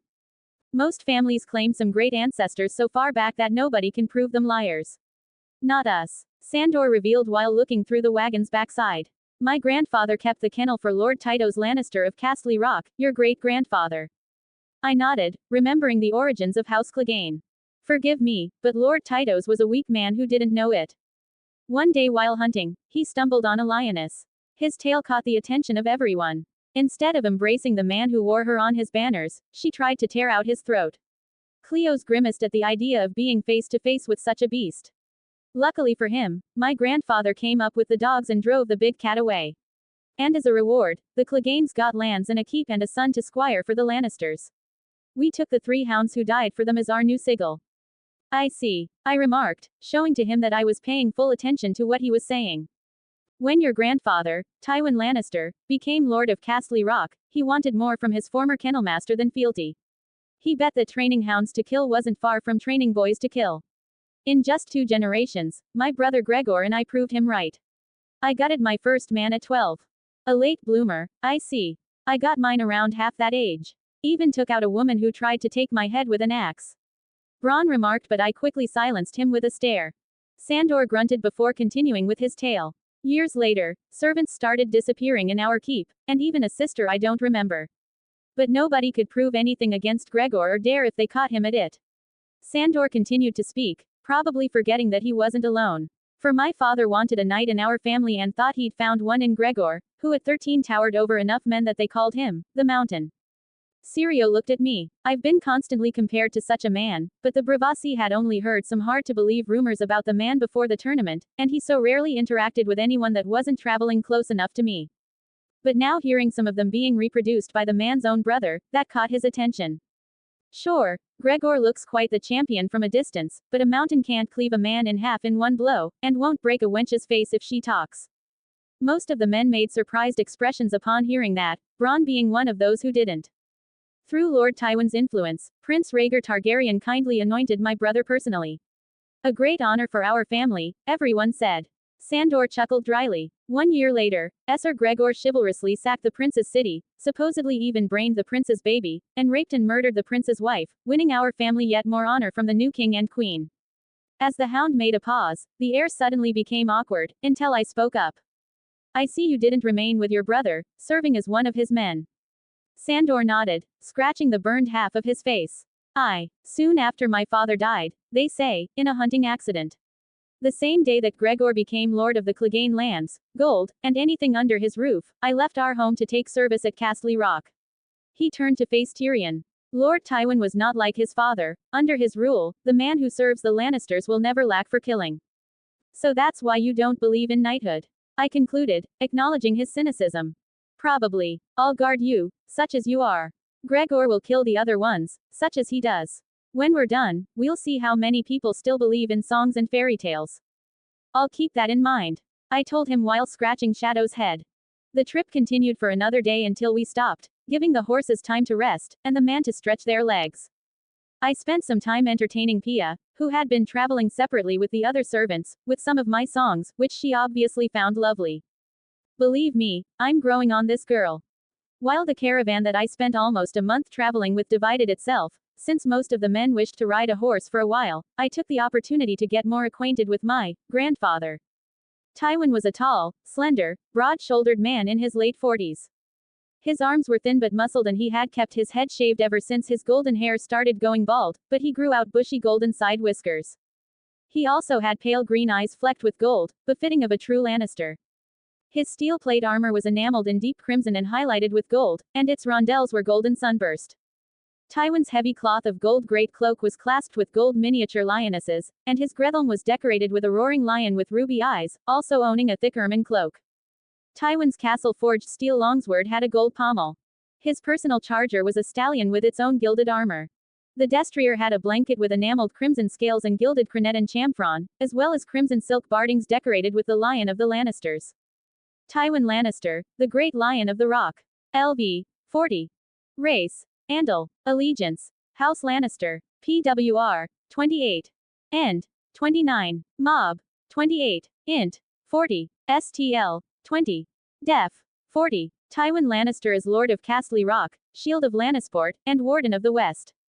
The head of House Lannister, Tywin is one of the most powerful lords in Westeros, and he is known as the father of Queen Cersei, Sir Jaime of the Kingsguard, and Tyrion. Tywin is a calculating, intelligent, politically astute, ruthless, and controlling man. He dedicates his life and efforts towards maintaining the Lannisters' prestige, and ensuring House Lannister is respected, or at least feared. Tywin is a proven battle commander who leads from the rear, and he has a powerful presence combined with an intimidating gaze.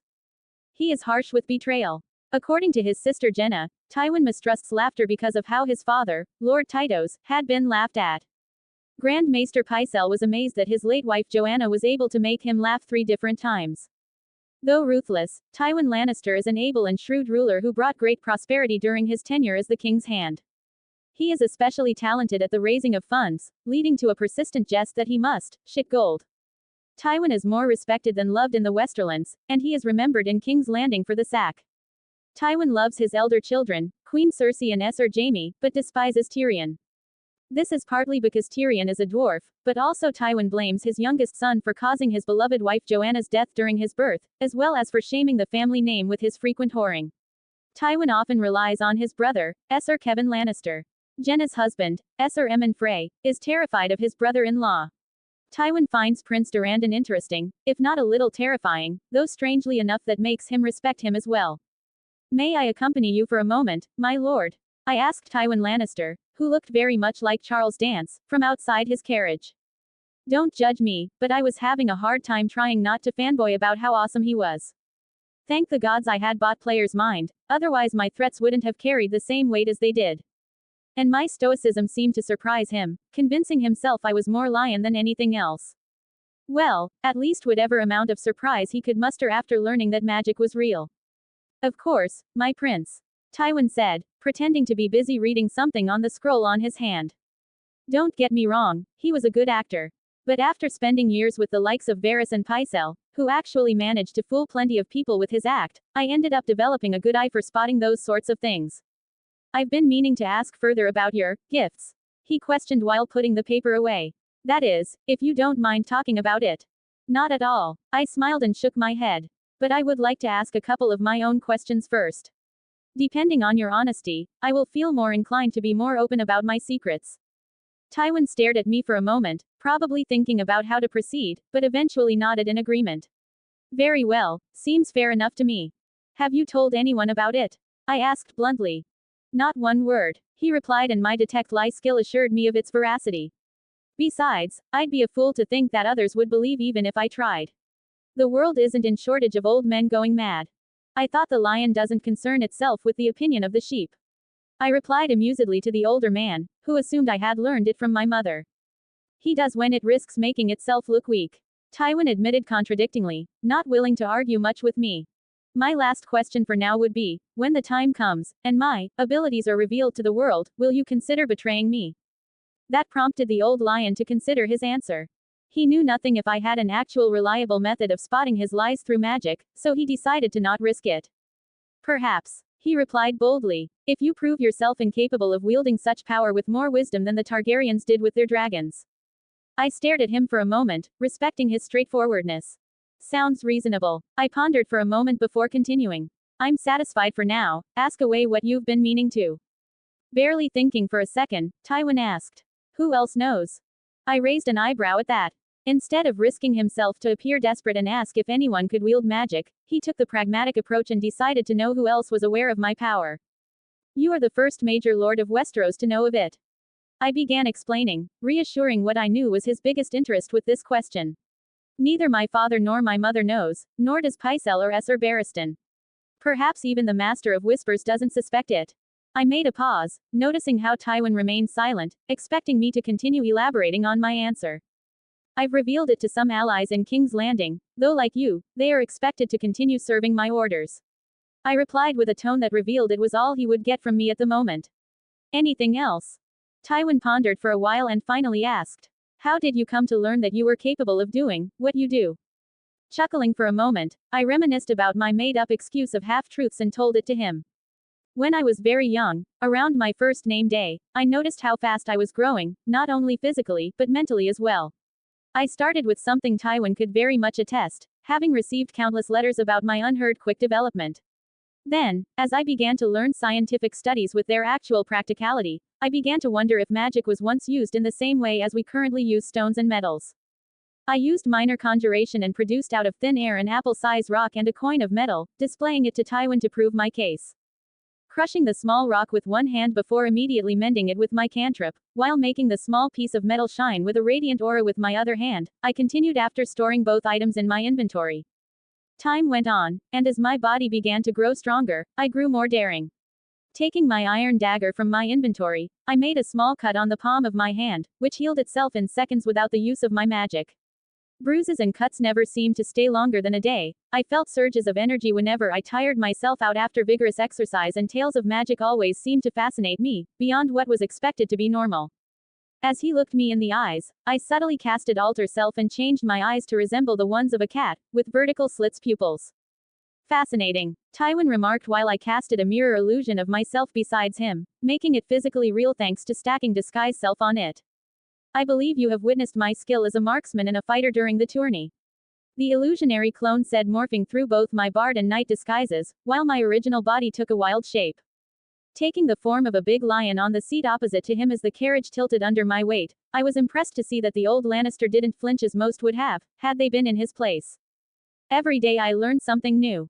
The illusionary clone told him as I stared directly into his eyes as a real lion, seemingly ready to rip him to shreds. What have my house done to earn your favor? Tywin finally realized that I favored his house over my father's own and wondered why. Before long, you won't need an army to rule, so why have you petitioned to become my ward? As you might have already become aware of, my terms do favor House Lannister, but I will let you know that my reasons are my own. I acknowledged his doubts, but didn't feel I owed any explanation to him. In time, I might consider sharing my motives, but for now, just assume that I do care for the blood of my blood. By the same token, any move against my father's house will be punished severely. Tywin nodded, trying his best to hide his frustration, clearly not being used to being denied. Very well. As for why I opted to become your ward, I shaped back into my human form and dispelled my illusionary clone. I've been working my way around divination magic, which enables me to learn secrets long forgotten, interpret dreams, predict the future, to find hidden things or foil deceptive moves against me. And what I got was that the Ironborn will soon rebel. As I finished my sentence, Tywin's eyes widened in surprise. Having no reason to doubt my words and powers, he quickly came to the realization of what such an event would lead to. The late Lord Quellan Greyjoy desired to strengthen the ties of the Iron Islands with the rest of the Seven Kingdoms. However, his successor and eldest son, Balon Greyjoy, rejects his reforms and desires independence for the Ironborn. And he is well aware of his advantage. Since House Greyjoy had remained neutral for most of my father's rebellion, they did not suffer heavy losses like the other great houses. I told him, well aware that Tywin had remained neutral until Robert's War was already won. Balon believes that my father's rule is still insecure, that he lacks support amongst the nobility and would not be able to muster a host against him. How long, my prince?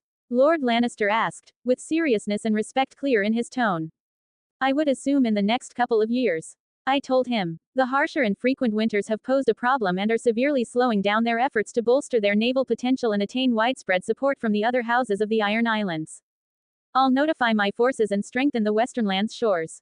Tywin quickly replied, knowing how catastrophic rebelling Ironmen would be to his kingdom, given how close his shores were to the Iron Islands. Do that, but without warning them a bit. I ordered him. May I ask why? Tywin questioned somewhat defiantly. The excess of caution might make our defenses not available in time to push them away effectively when the time comes. In the best case, it would simply make the Ironborn confident that they can take us on through war. You are right about that.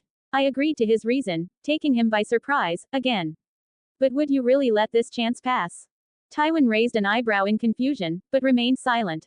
You see, I've already eliminated their advantage of surprise by informing you of their intentions, and I'm sure you have your own sources that can keep you updated on their progress. I told him, and the Warden of the West nodded. Besides, this rebellion, contrary to my father's, is a stupid one fated to failure. House Lannister would benefit greatly with such an excuse. Tywin kept listening to my words, impressed by my pragmatism as I detailed how the war would develop. Crush their raids on your shores when the time comes, and be the first to launch a retaliatory attack against them. I informed him. I'm sure there are some worthy spoils you can claim as yours. If I recall correctly, House Drum has a Valyrian steel sword named Red Rain. Tywin winded his eyes in realization of what I was suggesting. You must have no idea of what Valyrian steel weapons are worth, otherwise you wouldn't be offering it to me. Tywin spoke honestly. I'm well aware of your previous attempts on buying one for your house. I simply smiled at his attempt to lecture me, quickly spawning my twin Valyrian steel gladius out of my inventory. But you would be mistaken to believe I don't know its value. The old lion stared at my magical short swords in silence. Take my advice, claim Red Rain as yours and make the Ironborn the next example of why House Lannisters is a house to be feared. I told him before storing away my weapons. Meanwhile, as you prepare for war, I will be traveling around the Westernlands. You are aware that winter is coming, are you not?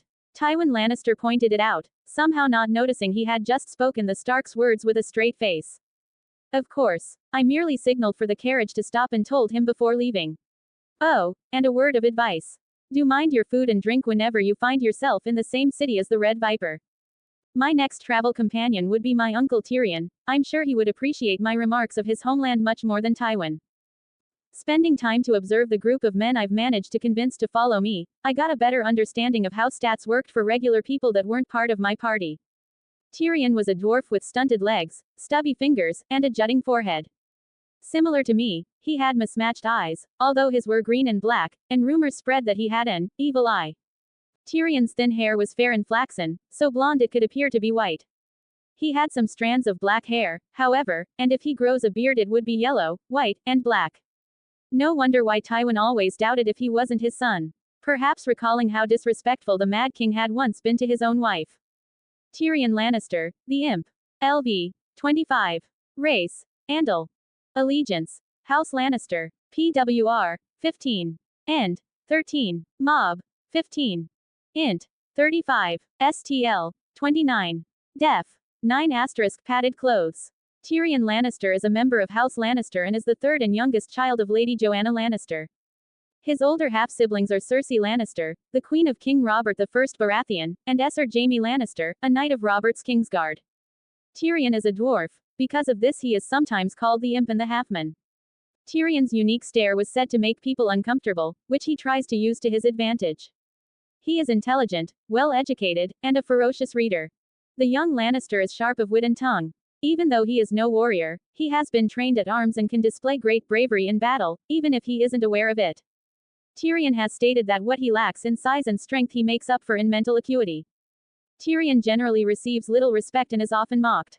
His deformity is the cause of many problems and persecution, although mitigated to some extent by his high social standing and his family's wealth and power. He craves for love and respect from his family, but does not have a good relationship with all his family members. His deformity and the fact that his mother Joanna died at his birth are two of the reasons that his father Tywin and sister Cersei despise him. Tywin has never forgiven him for Joanna's death. Unbeknownst to Tyrion, Cersei also despises him largely because of a prophecy made to her when she was a young girl. The prophecy claimed that a Valonqar, High Valyrian for little brother, would eventually end her life. Cersei has always identified Tyrion as her Valonqar and has thus been determined to rid herself of him ever since. Tyrion's older brother Jaime was the only one who ever treated Tyrion with love and affection, and for this Tyrion believed he would forgive his brother for anything. At a young age, Tyrion married Tysha, a commoner, but eventually Jaime told him the girl was a whore he had paid to take Tyrion's virginity. Tyrion was crushed, and the memory of her has long haunted him. Believing that no girl could ever truly love him for who he was, he began to seek his pleasure with prostitutes. Tywin felt this brought more shame on their house, further deteriorating their relationship. He finds Prince Durandon interesting and is willing to befriend him. He is busy reading the book that had been lent to him by the prince. I'm supposedly just as smart as him, but I'm sure that I've memorized several topics he hadn't even studied upon. Regardless, next in line was my sworn shield. Sandor was a huge and heavily muscled man, with gray eyes, large and hooked nose, and long dark thin hair. One side of Sandor's face was gaunt, with sharp cheekbones and a heavy brow, while the other side was a burned ruin of scars. Slick black flesh was poked with craters and deep cracks that oozed red and wet. His ear was only a hole with a stump, and a hint of bone showed on his jaw as the scars extended down to his throat. He had a twisted mass of scars around his eye, which was still good, not harmed by the fire, but he had no lips on that side. Sandor brushes his hair so that it covers his burned side, since no hair grows there. Sandor speaks in a rough, rasping voice, and had a laugh like the snarling of dogs in a pit. The burnt corner of his mouth twitched whenever he spoke. He was taller than my father, King Robert, and Uncle Jaime, but supposedly shorter than Hodor and Lord Jon Umber from the north. The Hound regularly wore an olive green cloak over plain, soot-dark armor, and a distinctive helm sculpted into the shape of a snarling dog's head. Tobbo would certainly be able to craft one better, but it was still of good quality. He also sometimes wore a brown rose-spun tunic and studded leather jerkin, or wore a red woolen tunic with a leather dog's head sewn on the front. The young Clegane liked to wield a longsword, a warhammer, and a dagger, and could wield an axe when the situation called for it. Interestingly enough, his stallion was a heavy courser named Stranger. Sharing a few words with his horse allowed me to understand that although he could be cruel with humans, Sandor was very gentle with beasts. Clegane also had one squire named Theo, that I barely saw around him. Probably too scared to be around him more than he needed to, which seemed to suit the Hound just fine. Sandor Clegane, sworn shield of the Crown Prince. LV. 35. Race. Andal. Allegiance. House Lannister, the Crown Prince. PWR. 38. End. 37. Mob. 29. Int. 16. STL. 10. Def. 40. Sandor Clegane is a member of House Clegane and is the younger brother of Esser Gregor Clegane. Sandor is nicknamed the Hound for his fierce nature and unquestioning obedience to House Lannister and for the 3 dogs featured in his family's arms. As a child, Sandor received gruesome facial burns when Gregor shoved his face into a brazier. He has come to loathe fire, his brother, and the hypocrisy of knighthood in general. The sworn shield of Prince Durandon Baratheon, Sandor is considered one of the most dangerous fighters in Westeros. He gambles and patronizes whores and wine sinks. Sandor hates and fears fire, but will carry a torch or light a campfire when needed. And he loves killing people. Sandor has a positive opinion about the Crown Prince, whom he had sworn to defend from harm, but he still doesn't consider him a friend. He is feeling bored. All priests preach about the 7 hells. What do they know? Only a man who's been burned knows what hell is truly like. Sandor berated Thoros, who still insisted to befriend him. You might be right, Clegane. Thoros of Myr agreed. Some of my peers claim to see the future in the flames, but more often than not they are slowly roasting themselves alive without knowing. At that Sandor went silent with wide eyes. The poor Clegane hated fire worshippers as much as he feared them. Speaking of Thoros, the Red Priest was a tall, fat but not yet morbidly obese man in flapping red robes and armor. He shaved his head and had a smooth face. Thoros of Myr, Red Priest. LV. 38. Race. Myrish. Allegiance. Himself Faith of R'hllor. PWR. 34. End. 30. Mob. 30. Int. 20. STL. 15. Def. 40. He likes the Crown Prince and will defend him with his life. Thoros is feeling bored. I finally remembered. Syrio said to him, having not spent enough time socializing with anyone besides me. You are the Myrish priest, are you not? The Red Wizard. The Pink Pretender, rather. I'm afraid I'm a bad priest and an even worse wizard. He replied. Now for my water dance tutor. A Bravo from Bravos, a master fencer and former First Sword of Bravos. Contrary to what the TV series had him depicted, he was a slight, bald man with a beak of a nose. though the shortness was still very accurate, being even shorter than Lord Baelish, Littlefinger. On my 6th name day, I was almost at his height. Sirio Farrell, Water Dance Master. LV. 39. Race. BRAVOSSI. Allegiance. Crown Prince Durrandon. PWR. 27. End. 30. Mob. 37. Int. 30. STL. 30. Def. 15 asterisk padded armor. Piercing, slashing, bludgeoning plus 25% damage resistance. Sirio respects the Crown Prince and will fight at his side if the need arises. He is feeling intrigued. Same thing could be said about you, Bravasi. I would like to learn more about your water dance. Jalabar admitted. The exiled prince has the dark skin and extravagant feather cape typical of summer islanders. The feathers of his own cape are green and scarlet. And he also owned another splendid cape of feathers, a plumage so extravagant and fantastic that he seemed to be ready to take flight. He spoke both the common tongue, albeit with a noticeable accent, and his native summer tongue. Jalabar XHO, exiled prince of the Red Flower Vale. LV. 30. Race. Summer Islander. Allegiance. Himself. PWR. 27. End. 32. Mob. 31. Int. 22. STL. 20. Def. 20 asterisk Brigandine armor. Piercing, slashing, bludgeoning plus 30% damage resistance. Having no other place to seek refuge, the exiled prince of the Red Flower Vale accepted to follow the Crown Prince. Jalabar likes the Crown Prince and is hopeful that he will be the one that will help him earn his home back. He is currently bored. Even with higher stats than the average person, I had yet to see how he fared in battle. Like the undead that could shatter wood with a punch while barely going past 10 in their power stat, it seems I couldn't compare myself with the others. As I compared their skills, the gap became even greater. Not to mention some active skills that made me even more dangerous, like Rage, which served as a great multiplier of force, and Action Surge, a multiplier of speed. Now a quick glimpse around everyone else. Lothor Brune, Freerider.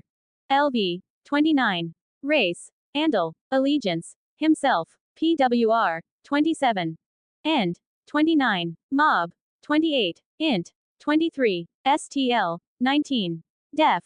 35. Lothor finds the Crown Prince interesting and that serving him is the best alternative. He is currently bored. Not bad. Braun Rain. Sellsword. LV. 31. Race. Andal. Allegiance. Himself. PWR. 25. End. 26. Mob. 34. Int. 25. STL. 29. Def. 30 asterisk chainmail armor. Slashing plus 75% damage resistance.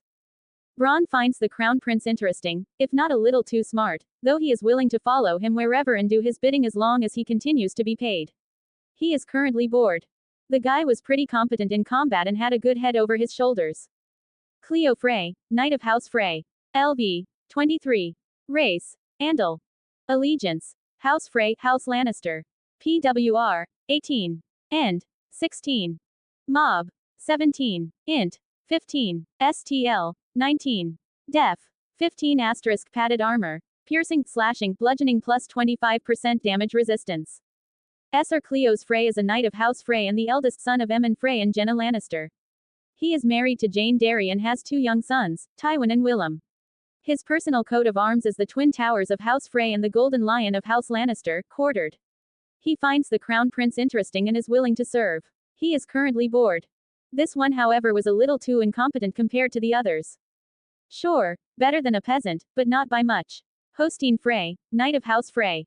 LV. 30. Race. Andal. Allegiance. House Frey. PWR. 37. End. 36. Mob. 25. Int. 12. STL. 15. Def. 35 asterisk plate armor. Piercing, slashing plus 75% damage resistance, bludgeoning plus 30% damage resistance. Ser Hostine Frey is a knight of House Frey, the 6th son of Lord Walder Frey, the first one born of his 3rd wife, Amare Crakehall. He is married to Belina Hoik. He finds the Crown Prince interesting and is willing to serve. He is currently bored. All brawn and no brain. But still, having someone as tough as Clegane around wasn't a bad thing. Walder Rivers, bastard of House Frey. LV. 30. Race. Andal. Allegiance. Himself. PWR. 24. End. 25. Mob. 33. Int. 24. STL. 28. Def. 30 asterisk chainmail armor. slashing plus 75% damage resistance. Esser Walder Rivers, also known as Bastard Walder, is a knight and the eldest of Lord Walder Frye's bastards. He is married to a lady of House Charlton and has 2 children, Valda and Emmon. Walder's personal coat of arms is a silver-grey castle in blue, the colors of House Frey reversed beneath a sinister red bend. He finds the Crown Prince interesting and is willing to serve. He is currently bored. Bronn better watch out, this guy is almost as good as him. And now, last but not least, Bryden Tully, the Blackfish. LV. 40. Race. Andal. Allegiance. Himself. PWR. 37. End. 34. Mob. 35. Int. 34. STL. 30. Def. 35 * Castle Forged Steel Chainmail Armor. Slashing plus 100% damage resistance. Esser Brynden Tully, also known as Brynden Blackfish, Brynden the Blackfish, or simply the Blackfish, is a knight from House Tully. He is the younger brother of Hoster Tully, Lord Paramount of the Trident, and the uncle of Lady Catelyn Stark, Lady Lisa Arryn, and Esser Edmure Tully. The Blackfish would have continued to serve as the Knight of the Gate for House Arryn, but was convinced that he could use the adventure before growing old and decrepit. He finds you interesting and is willing to follow you. He is currently bored. So experience does make a difference. With stats like those, I definitely want him to work for me. The 13th of October 2021. The 13th of October 2021. The 5th of February 2022. Hope this chapter is of your liking. Anything you wish to ask, feel free to do so. Check out my auxiliary chapter if you still haven't. Thanks as always for your attention and please be safe. Any problems with my writing, just point them out and I will correct them as soon as possible. So, as some of you have already guessed, I'm taking quite a lot of inspiration from D&D, more specifically the 5th edition. Classes, monsters, spells and plenty of other features. To some of you the lore of both D&D and Asoyaf might not appear compatible, but besides using, it's a multiverse, card, I will say that I'm working on homebrewing a lore that isn't that much confusing. No promises though. Cold sweat smile face with cold sweat. Your gift is the motivation for my creation. Give me more motivation. Creation is hard, cheer me up. Vote for me. I tagged this book, come and support me with a thumbs up. Like it, add to library, have some idea about my story. Comment it and let me know. Daichi_TBR 193 creators, thoughts. 57 comments 0 vote. End of the journey but not of the adventure. Durandon's Pav. The glory of the Westerlands lay in its wealth. It wasn't a particularly populous region or large, nor was it a great producer of food or other essentials, being reliant on trade with its neighbors for a lot of that. Especially after winters became a yearly event in the known world. But it was still indisputably the richest part of the Seven Kingdoms. Topographically, it was somewhat unremarkable though. There were some rolling plains in the south, towards the Reach and the western coast facing the Sunset Sea, and a large forest near Craighall. But overwhelmingly this was a mountainous and hilly province, and beneath those hills lay gold and silver. Not that this had always been one single region. As the first men moved into this area a millennia ago, they founded small fiefdoms and areas of control. Moving into the Age of Heroes, these morphed into petty kingdoms, with the strongest and richest winning out. And the strongest and richest of all were the Lannisters, of course, ruling as kings of the Rock from Castle Rock. And they slowly expanded their kingdom further and further out into what was now the Westerlands. This of course made the original Westernlanders first men, and they resisted the slow Andal invasion for a while, but the tide was irreversible. And eventually, as in so many other places, outright invasion gave way to intermarriage and treaties. One by one, the noble families of the Westernlands left behind the old gods, adopting the faith of the Seven and the customs of the Andals. The Lannisters were no different. When King Gerald III Lannister died without male heirs, his son-in-law, an Andal, was declared the new king of the Rock. And the Lannisters continued to grow, extending their borders to the south, east and north. But although they've met resistance, they had few major setbacks. They never overextended themselves, just kept pushing outwards, always aware of the ever-present threat of raids from the Ironborn.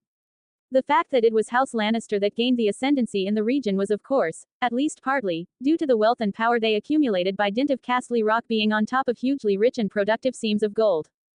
But it is worth pointing out that these seams of gold, as well as silver and other precious metals, extend out across the whole mountainous region of the Westerlands. Many of the other noble houses in the region were also very rich, and on occasion, this had made other houses feel empowered enough to challenge the hegemony of the Lannisters. A few days north of Castle Rock, one could find the most recent evidence of this. The history of House Rain and their castle, Castamere, was perhaps not surprisingly quite similar to that of the Lannisters. At first, during the Age of Heroes, this was a simple silver and gold mine, over time that needed protecting, so the Rhines built fortifications above and around their mines, a stout curtain wall and some guard towers.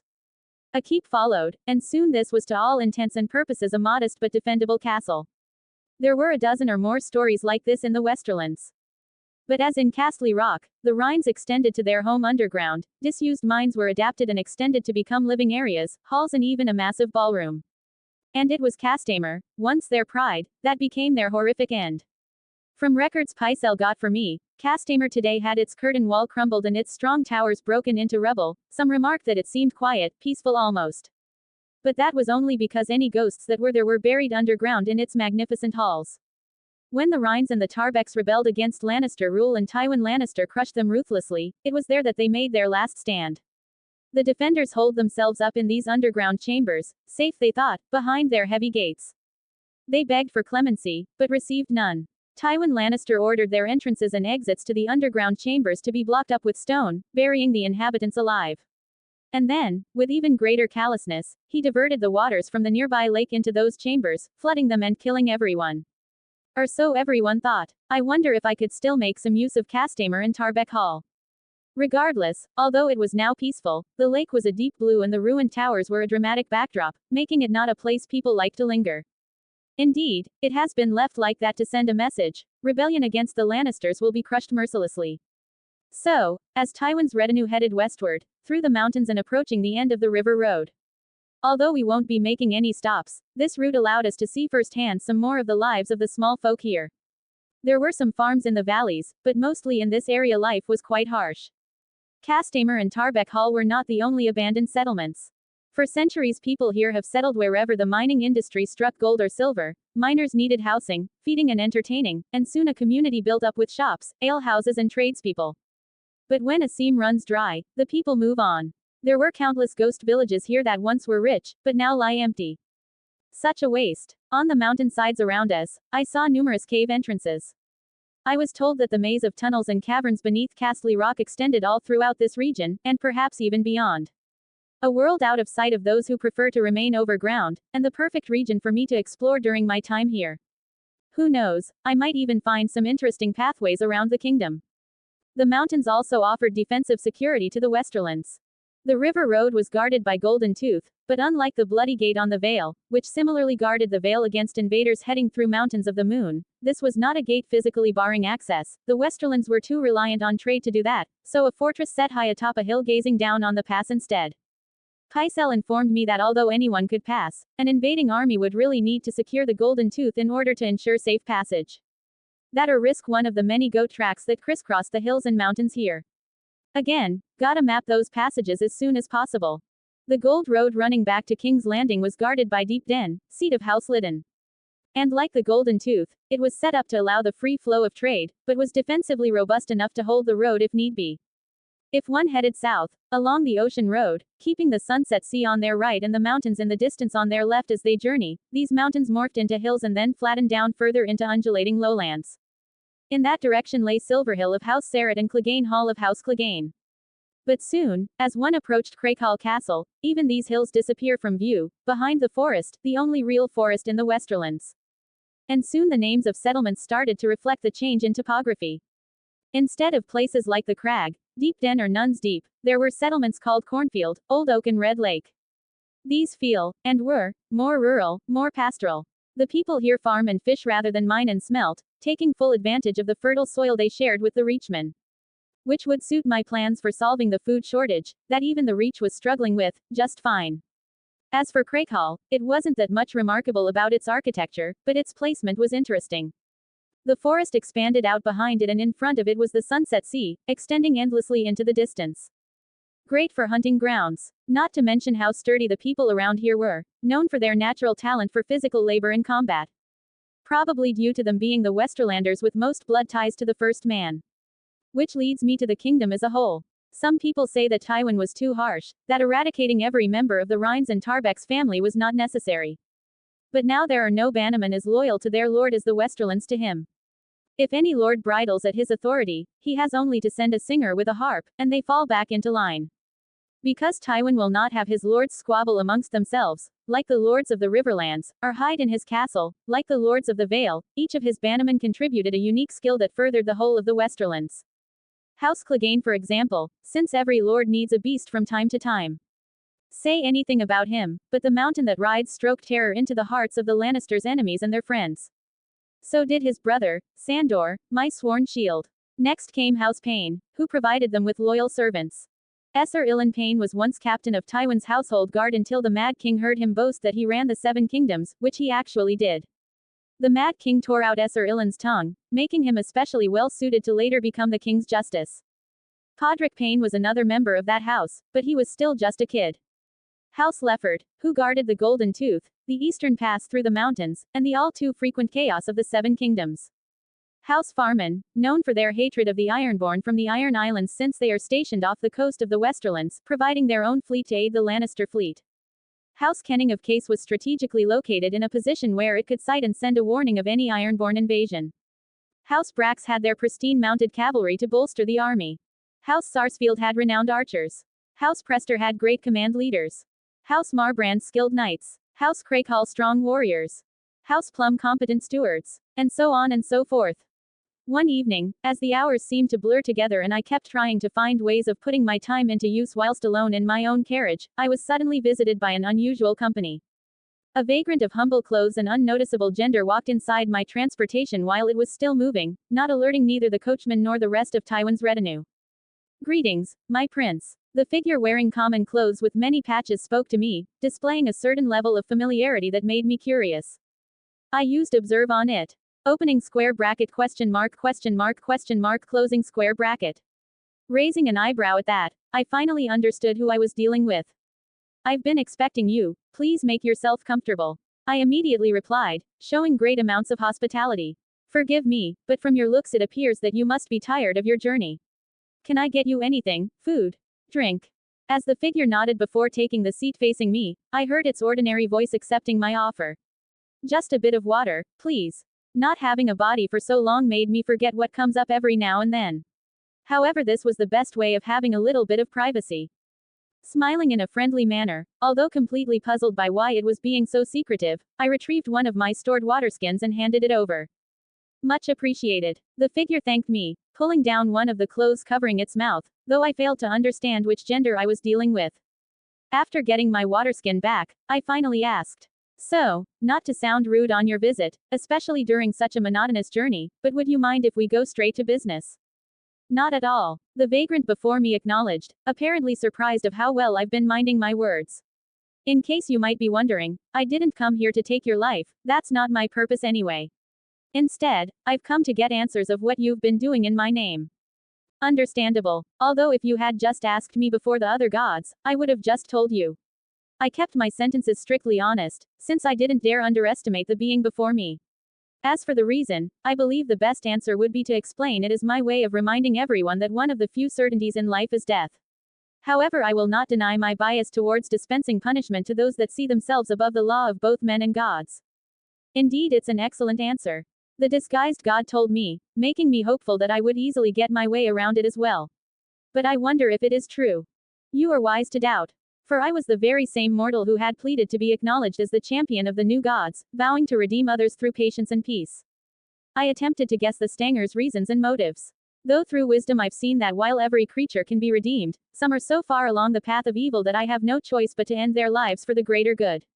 Any such action has been carefully weighed and the consequences fully understood, as I've learned all the names of those whose lives I've taken. I'm well aware of your vows, my prince. And I don't question your decisions. I've come to understand the reason why you took this path.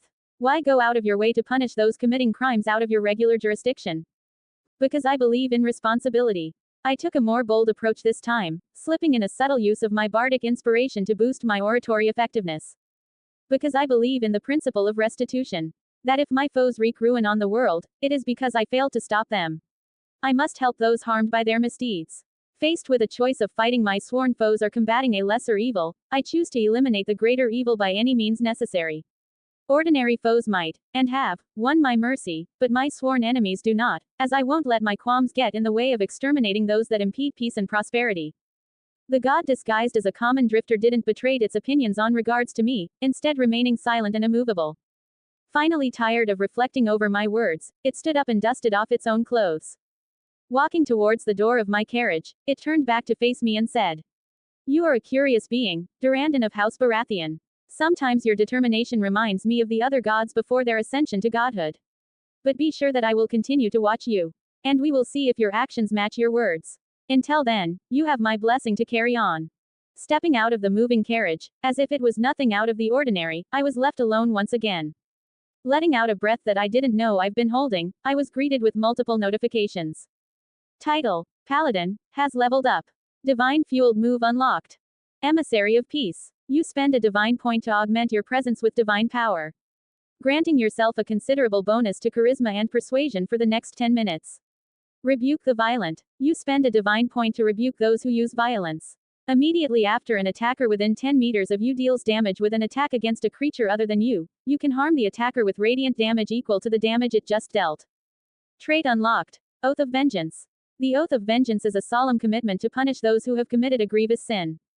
When evil forces slaughter helpless villagers, when an entire people turns against the will of the gods, when a thieves' guild grows too violent and powerful, when a dragon rampages through the countryside, at times like these, paladins arise and swear an oath of vengeance to set right that which has gone wrong.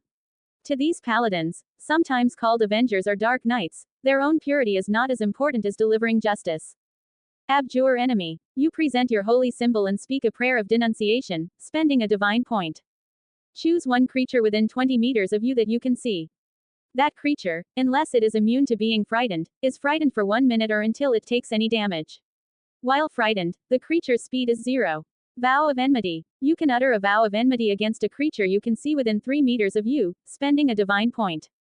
You gain considerable advantage on attacks against the creature for 1 minute or until it drops to 0 hit points or falls unconscious. Title: Cleric has leveled up. Trait unlocked. Twilight Domain. The twilight transition from light into darkness often brings calm and even joy, as the day's labors end and the hours of rest begin. The darkness can also bring terrors, but the gods of twilight guard against the horrors of the night. Clerics who serve these deities, examples of which appear on the Twilight Deities table, bring comfort to those who seek rest and protect them by venturing into the encroaching darkness to ensure that the dark is a comfort, not a terror. Feature unlocked. Vigilant Blessing. The night has taught you to be vigilant. You can see through the deepest gloom. You have dark vision out to a range of 100 meters. In that radius, you can see in dim light as if it were bright light and in darkness as if it were dim light. Additionally, you can also magically share the dark vision of this feature with willing creatures you can see within 3 meters of you, up to a number of creatures equal to your cleric level. The shared dark vision lasts for 1 hour. Once you share it, you can't do so again until you finish a short rest. Divine Fueled Move unlocked. Twilight Sanctuary. You spend a divine point to refresh your allies with soothing twilight. You present your holy symbol, and a sphere of twilight emanates from you. The sphere is centered on you, has a 20-meter radius, and is filled with dim light. The sphere moves with you, and it lasts for 1 minute or until you are incapacitated or die. Whenever a creature, including you, spends 6 seconds inside the sphere, you can grant that creature one of these benefits. You grant it temporary health points equal to 1/10 of your health bar. You end one effect on it, causing it to be charmed or frightened. I never get tired of this. So I'm officially a knight of both light and darkness, redemption and vengeance. And a priest of peace that stays vigilant, shielding others from the terrors of the night. The moves relying upon my divinity points are admittedly all very useful, but both Balm of Peace and Twilight Sanctuary are the real MVPs. And although the dark vision wasn't that much special now that I had my transmuted feline eyes, it still gave me a massive range upgrade and the practicality of sharing it. That makes me excited to work more on shadows, necrotic damage and necromancy magic. After what seemed like many weeks at the road since leaving King's Landing, Tywin's retinue finally pulled its weary way into Lannisport. A pleasant stop after weeks trudging through hills and mountains with only goats and miners for company. I can't begin to describe how different this scenery was to the Riverlands. This was a proper city, bustling, proud, well-maintained and well-defended too. As our retinue passed through the city's wall, I could sight the harbor, with port guards peering out of its walls in the far distance. These sea defenses were necessary. I've read how Seaguard, up in the Riverlands, had an entire defense system with a warning bell tower and fleet designed specifically to protect from attacks from the Ironborn. Lannisport was no different. But whereas Seaguard, and other such towns down the west coast, might offer some spoils of war and glory in battle for the Ironborn, Lannisport had always been seen as a much greater price. Its riches, its gold and abundance of people to be taken as thralls have proven just too tempting for generations of Ironborn. To be honest, that was also one of the main reasons why I chose to become Tywin's ward. Regardless, it was said that the Ironborn have attempted to raid here a couple of dozen times or more over the years. 2 times the city had actually been burned, partially or completely. The third yet to happen would have occurred during the Greyjoy Rebellion, as the Iron Fleet would launch a surprise attack, burning the Lannister fleet at harbor. But just like in canon, that rebellion would of course be short-lived, and Lannisport itself would end up hosting the victory tourney, which would obviously be one of the richest in history. Though defense was still only the second most important priority for this harbor, for this was a trading port. Although this was on the far side of Westeros from most of its trading partners, that doesn't seem to deter the traders, whose ships I could see on their way to the dock. Bravo Sea, Tyroshi and other sailors from Essos were here, as well as those from closer to home. Too tempting for me to not pay a visit as soon as possible. Here the great trade routes from the east stop off at all of the major harbors and trading towns of Westeros. White Harbor, Gulltown, King's Landing, Aldtown and here, in Lannisport. For most, this was the last stop. A last chance to sell their goods and an opportunity to reprovision before heading back eastwards around the bottom of Westeros. Lannisport's position in this great trade route though, if you will forgive a little economic reflection, was actually more precarious than one might think.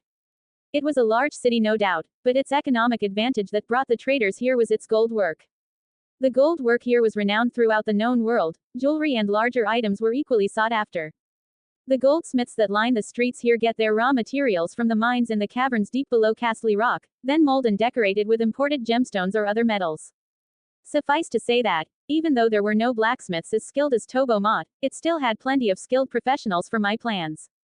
That said, if the gold were ever to run out or the port taxes hiked up too high, as they were briefly by Aerys II in his long-running spat with Tywin Lannister, then traders may well decide that it wasn't worth the extra 1,500 miles or so round trip from Aldtown. Particularly when there were plenty of enterprising merchants willing to carry the goods along the Gold Road for them, to King's Landing say, where they could easily pick them up. But for now, the city basked in its wealth. Magnificent trading houses and merchants, townhouses lined the well-kept broad streets. This was a harbor town, the end of sea routes, but also the meeting point of many of the great roads in Westeros, and trade and people travel here along them too. The Gold Road to King's Landing, the River Road to Riverrun and the Ocean Road to Highgarden were all well maintained and well traveled. And they all meet here, in the bustling squares of Lannisport. This would certainly provide enough manpower for my projects. The city was undoubtedly well connected and like all cities, since this was the third largest in Westeros behind only King's Landing and Aldtown, security was visible and ever vigilant. The city wall didn't just mark the bounds of the harbor, but curved around the side of the city inland as well, high and proud. And the city watch seemed to be of a different class to those in similar cities.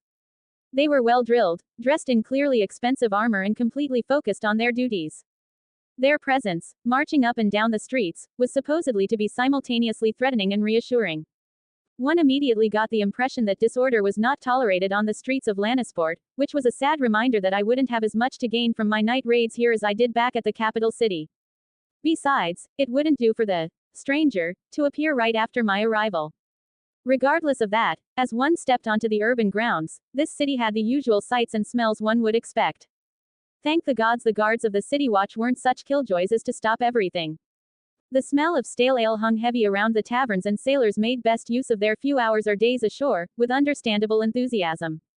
Stevedores, ship's captains, port officials and traders shouted instructions at each other over the hubbub of the port, and fishermen hurried their haul to the mongers and inns across the city. It was said that every city had its own unique smell, and here the oaky scent of wood smoke permeated everything, perhaps from the fires used to melt and mold the gold. Somewhere here too, was one of the most astonishing things in this world. A menagerie filled with wondrous animals from around the world. Which was really neat for learning new wild shapes forms. But as mighty and diverse as Lannisport was, it was impossible to talk about without mentioning the crag that loomed over it, physically and metaphorically, a mile north of here. Castle Rock, home of House Lannister. It was said, though these things happened in the Age of Heroes so who could know for sure, that a millennia ago House Lannister split. The main branch stayed in Castle Rock, well protected from attack, but an ancient cadet branch founded Lannisport, growing slowly prosperous from the abundant fishing opportunities in the Sunset Sea. The settlement became a town, which became a city later on. And I wanted to know more about them. But although the Lannisters of Lannisport became and remained wealthy, it was the original Lannisters, who stayed on Castle Rock, who became even richer. Discovering vein after vein of pure gold to exploit. They became the kings of the rock and then the lords paramount of the Westerlands. And it was to the rock that we were heading. While Tywin led me towards Castle Rock, Tyrion was left behind to guide Sandor and the other man to where they would be staying. I had departed from the group stating that tomorrow we would be initiating a project of mine. As the temperature quickly dropped, hinting that fall was about to give space to winter, everyone shot me questioning looks about what my plans might be. I simply informed them that Tywin had tasked me with making preparations for training some man to serve. Poor old lion, I was just beginning to make use of his name without worrying about his consent. Now, back to my tour. To call Castle Rock a rock was to do it a disservice. Gazing up at it, it felt more like a mountain. It was very high, allegedly 3 times as high as the wall, and broad and fat, 6 miles from end to end, sitting alone, looming out over the harbor of Lannisport and set well apart from the mountains further inland. At dusk, legend has it, it had the shape of a lion at repose. I suppose it does, if you squint a bit and tilt your head to one side, but what was more noteworthy I would say was how the reds and oranges of sunset played over the rock itself, imbuing it with a deep lustrous hue that matched the red and gold of the Lannisters' house colors. But as impressive as this sight was, I decided to start my ascent earlier in the day to give me plenty of time to reach the summit and, just as importantly, explore the base of the rock itself. For Castle Rock was not just a castle on top of a hill, it was a castle carved out of the rock itself and deep into it. It was riddled with caverns and tunnels and mine shafts that descend deep underground. Which would help me deal with homesickness, recalling the secret passageways spread across the Red Keep, especially since I wouldn't have to deal with Varys and his birds noticing me. Indeed, although Castle Rock boasted of never having been successfully taken by enemies, one had to wonder whether it was vulnerable nonetheless to someone who knew their way through that maze of caverns. If I recall correctly, Tywin gave Tyrion charge of all the cisterns and drains at Castle Rock. The rock itself of course predates humans on Westeros, and the caves here seem to have been used by the children of the forest and other wild creatures from the age of antiquity. Indeed, there was a weirwood tree here, and a godswood of sorts, known as the Stone Garden in a cave deep inside the rock. The tree that grew there was not huge, but it was twisted and deformed, like the one at Harrenhal. Its roots and branches fill the cave to the extent that nothing else grows there, and one does not walk into the cave so much as clamber into it over the tangle of exposed roots. Sadly, awakening the tree didn't give me another level on my druid title, which I assumed would only continue to become harder to level up. Regardless, the Lannisters did not follow the old gods, and it showed. What they value instead above all was gold. There were dozens, if not hundreds, of mine shafts here. As one might expect, they were all guarded by a rather grim-faced Lannister guard. Ordinary people couldn't get a proper look in here with their watchful presence. Besides, the prospect of climbing that far underground just to stare at a thin vein of gold in torchlight wasn't that worthy for most that could. But I saw enough to know that this was a busy and efficient operation. From these mines, the gold went for smelting and refining, before ending up in the Lannister family vaults also deep inside the rock, or sold to the goldsmiths and jewelers in Lannisport to keep trade flowing through the Westerlands. But there was more. As I worked my way around the base of the rock, it was possible to see quite how many uses this vast crag had been put to. I passed the huge stables carved into its side and a barracks. Looking up, there were balconies high above me sticking out of the rock face, hinting at accommodation. I was passed by stevedores carrying goods from Lannisport bound for the storerooms in the rock and heard rumors of dungeons and even a cave once set aside for lions. There was even a complex and exceptionally well-maintained system of cisterns and drains, crisscrossing the rock to keep everywhere clean and free from the kinds of smells you find in many similar cities and fortresses of this land. But the most impressive cavern of all was of course the Lion's Mouth. This huge natural cave was the main entrance to Castle Rock from both the land and sea. There was a full working dock here, big enough to allow cogs and small galleys to unload and head back out. Not just that, but also shipyards to repair any damaged ships that may come in and warehouses to store goods. It was a useful reminder that Castle Rock was independent from Lannisport. The city might be the economic heart of the Westerlands, but the castle and the rock were not reliant on it. As well as the dock, the Lion's Mouth was also the start of the long staircase up to the summit. It was wide enough here for 20 horsemen to ride up it side by side, if they wished. But I just stuck to the side and enjoyed the views as I headed up. And there were some spectacular views out over the Sunset Sea in Lannisport, and this had the added advantage of feeling civilized and safe. I've read that some other high places like Eyrie, the Wall and so on, felt as though they have been left deliberately wild and exposed to the elements with visitors not made welcome. But here, it felt as though the sheer scale of the rock was being used by the Lannisters to show off. To show how they have conquered it, ruled it and own it. Visitors were made to feel in awe of House Lannister, not nature. Not that the rock had always belonged to House Lannister, of course, there was a reason why it was Castle Rock, not Lannister Rock. The first people who discovered or exploited Castle Rock were what it was now thought of as House Castle. They started mining it back in the Dawn Age and soon expanded up into the rock itself, carving out chambers and halls for themselves. They erected a ring fort in the style of the first men on top of the rock, and fortified the entrances to their mines to protect their gold. In short, they turned it from a mine into a fortress. One that, at the time, was easily the largest and most formidable in the land, and with the gold from their mines, they became the richest family in Westeros. Then something happened. Or someone happened. Lan the Clever. The original one. The truth was that, despite the many legends, no one knew exactly what he did to get the rock from the Castleys, just that they disappeared from history and House Lannister, descending from Lan the Clever himself, seamlessly took over ownership of the rock. The most widespread legend was probably the most easily discountable, that Lan found a secret tunnel into the rock, one so tight that he had to take off all his clothes and cover himself in butter to squeeze through. But once inside, he set himself to sowing discord. He wailed like some fell beast from behind the stone walls, disappearing when people came to investigate, set traps in the dark for unwary Castleys and turned to the family against itself with cunning artifices, like stealing from one brother and framing another. He kept all of this up for so long that the Castleys became convinced that the rock was haunted, cursed, or some malign force would never leave them alone as long as they stayed there. So they left, and Lan the Clever emerged from the shadows to claim the rock and all its gold for himself. As I said, I suspect that this was a story more for the telling than the believing. But even more mundane explanations, like that he married the daughter of the Lord of the Rock, eliminated all rivals and established a new house in his own name, even suggested that he was a man of uncommon drive and ingenuity. But whatever the details of that change in ownership were, it happened.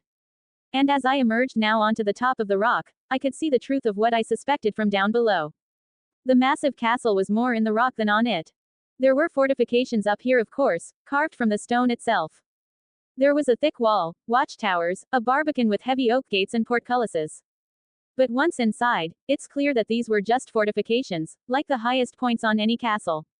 To get to the living quarters, the kitchens or great hall, one must go back down underground, which gives the impression that this must be a dark, forbidding place. But it actually wasn't. No more than any other castle. Light streamed in through huge windows. Entire sections of rock had been carved out to create beautiful courtyards and open areas. The difference between this and other castles was that normal castles had been created by placing stone on stone, but here new rooms were made by carving out new parts of the rock, each time going deeper, further into the rock. And it was all decorated at great expense and with impeccable, if sometimes gaudy, taste by the Lannisters. It was warm and homely as well as bold in its architecture. I've already mentioned the rather curious stone garden here, and there were a couple more rooms the inquisitive visitor should definitely take time to peruse. The Hall of Heroes was where dead Lannisters and others close to them who have died valiantly were buried. Unlike the Winterfell crypt, which was supposed to be cold and unwelcoming, this was showy and deliberately intended to homage the greatness of those who have passed. The armor of fallen heroes was placed prominently on display, and stories were told of bravery and nobility. I liked it. It was very Lannistery. But the other place to visit was even more Lannistery. The Golden Gallery. This long hall was filled floor to ceiling with the evidences of the Lannisters' wealth and power. Heirlooms crafted from the gold mines deep beneath my feet, tapestries of victorious wars and so on, power and wealth displayed openly for all who visit to see. Although I wasn't attached to gold, I already felt I was at home. Getting to know the rest of the Lannisters family that the show either forgot to introduce or merely didn't seem to care about fleshing out was really nice. I was speaking of Tywin's siblings, of course. Welcome to Castle Rock, my prince. An older big man with broad shoulders and a thick waist was the first to bow down to me. His short blonde hair was balding and he had a close-cropped, yellow beard that follows the line of his massive jaw. Be assured that you are in competent hands. I nodded back in acknowledging his statement, while also wondering what he would have reacted to learning that I was the one really giving the orders around here, not his older brother. Kevin had green eyes and fair skin. A portly man, Kevin was not exactly what most maidens would consider handsome. Kevin Lannister was the second son of late Lord Tytos Lannister, and the most devoted to his elder brother.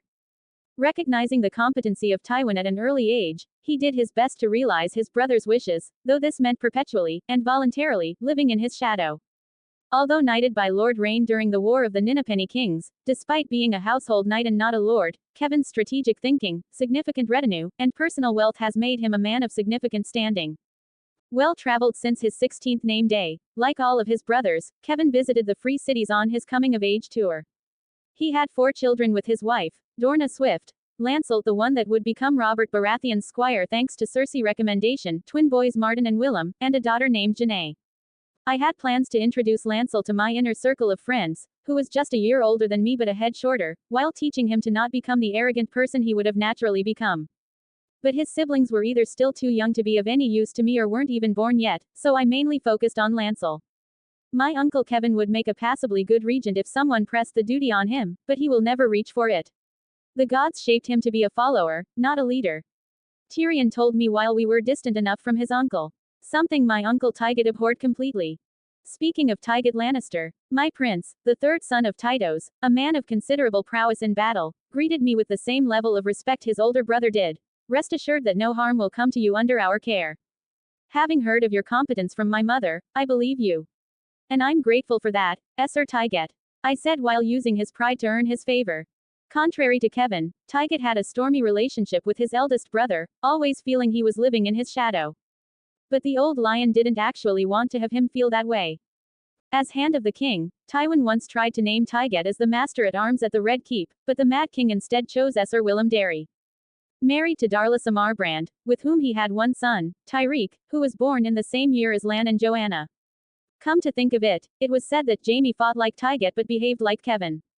Canonically, Tygott Lannister would have died of pox, if I wasn't around with my healing shenanigans. I believe he will be more than willing, and competent enough, to aid me with training and leading my legion. Now, for the youngest brother. My prince, I'm glad to see you've made safe travels. Garion greeted me with a hente smile, immediately showing how sympathetic he really was, before placing a hand over my shoulder. I know it must be strange to you, being away from your parents and siblings. But fear not, we're also your family. If there's anything we can do to make your stay here more pleasant, you just have to ask. I truly appreciate your words, Granduncle. I met his sympathies with pleasantries. I feel at home already. Garion was the 4th son of Tytos, and the one that most resembled him with his recklessness, being a man quick to laugh and with a gift for making others laugh. Both Tyrion and Jaime regarded him as their favorite uncle. Like his brothers, Kevan and Tygott, Garion was overshadowed by their older brother, Tywin.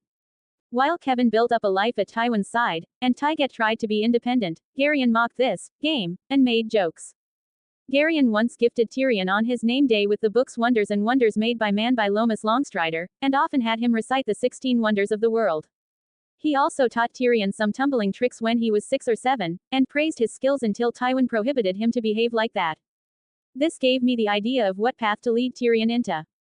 Even if in most fantasy worlds, dwarfs were most frequently displayed as mighty warriors and skilled blacksmiths, I personally believe that someone like Tyrion would be a perfect fit for the roguish archetypes. Perhaps even succeeding as a bard with tremendous eloquence. Back to Garion. In 288 AC, last year, Garion had a bastard daughter named Joy Hill, whose mother was a common woman named Bryony. Needless to say that I would have them grow fonder of me through Garion, and have him like even more by taking good care of them. Circa 291 AC, after the Greyjoy Rebellion, Garion would go on a quest to find House Lannister's ancestral Valyrian steel greatsword, Brightroar, and any other treasures that might have survived the doom of Valyria. A decade would pass after his ship, the Laughing Lion, left Lannisport, and Garion would not have returned and no word of his survival would have reached his family. Tywin would even send men to look for his lost brother and traced him as far as Volantis, where half his crew had deserted him because of his intent to sail into the Smoking Sea, which forced Garion to buy slaves to replace them. But if Tywin succeeded in acquiring Red Rain for his house during the Greyjoy Rebellion, perhaps Garion would be more easily convinced of rethinking his risky adventure. Then again, the proud Tygott might instead want to do it himself. However, having Garion guide me with better ways to build a fleet would be an acceptable substitute for not having Stannis the Manus at my disposal. You see, the main theme among the older generation of Lannister was simple. The shadow Tywin casted was long and black, and each of them had to struggle to find a little son. Tygott tried to be his own man, but he could never match Tywin, and that just made him angrier as the years went by. Garion made japes. Better to mock the game than to play and lose. But Kevin saw how things stood early on, so he made himself a place by Tywin's side. Oh, that conclusion was also made by Jenna Lannister, the third child and only daughter of Tytos, who was also living at Castle Rock. My, just look at you. Cersei clearly had outdone herself with you. The motherly woman greeted me with a hug, proving that Garion wasn't the only one of Tywin's siblings with great charisma. Forgive me, my prince, I'm sure I'm not the first to comment about your dashing looks. Was I just being hit on by this 45-year-old woman? While in my 6-year-old body? But then again, few fantasy stories depicted the weirdness of the medieval time as well as A Song of Ice and Fire, with pairings much worse in Walder Frey and his teenage wives. I mean, she wasn't as overweight as the books described her to be. Instead, I found her rather shapely, noticeably overflowing her bodice with a relatively large bosom. Nah, must be the days on the road away from a woman embrace. Pia was cute and all, but she was very much still a kid. Back to Jenna Lannister, wed to Sir Emmon Frey, with whom she had 4 children, Cleos, Lionel, Tion, and Walder Frey. She had even briefly taken on a maternal role for Cersei, Jaime and Tyrion after the death of their mother, Lady Joanna Lannister.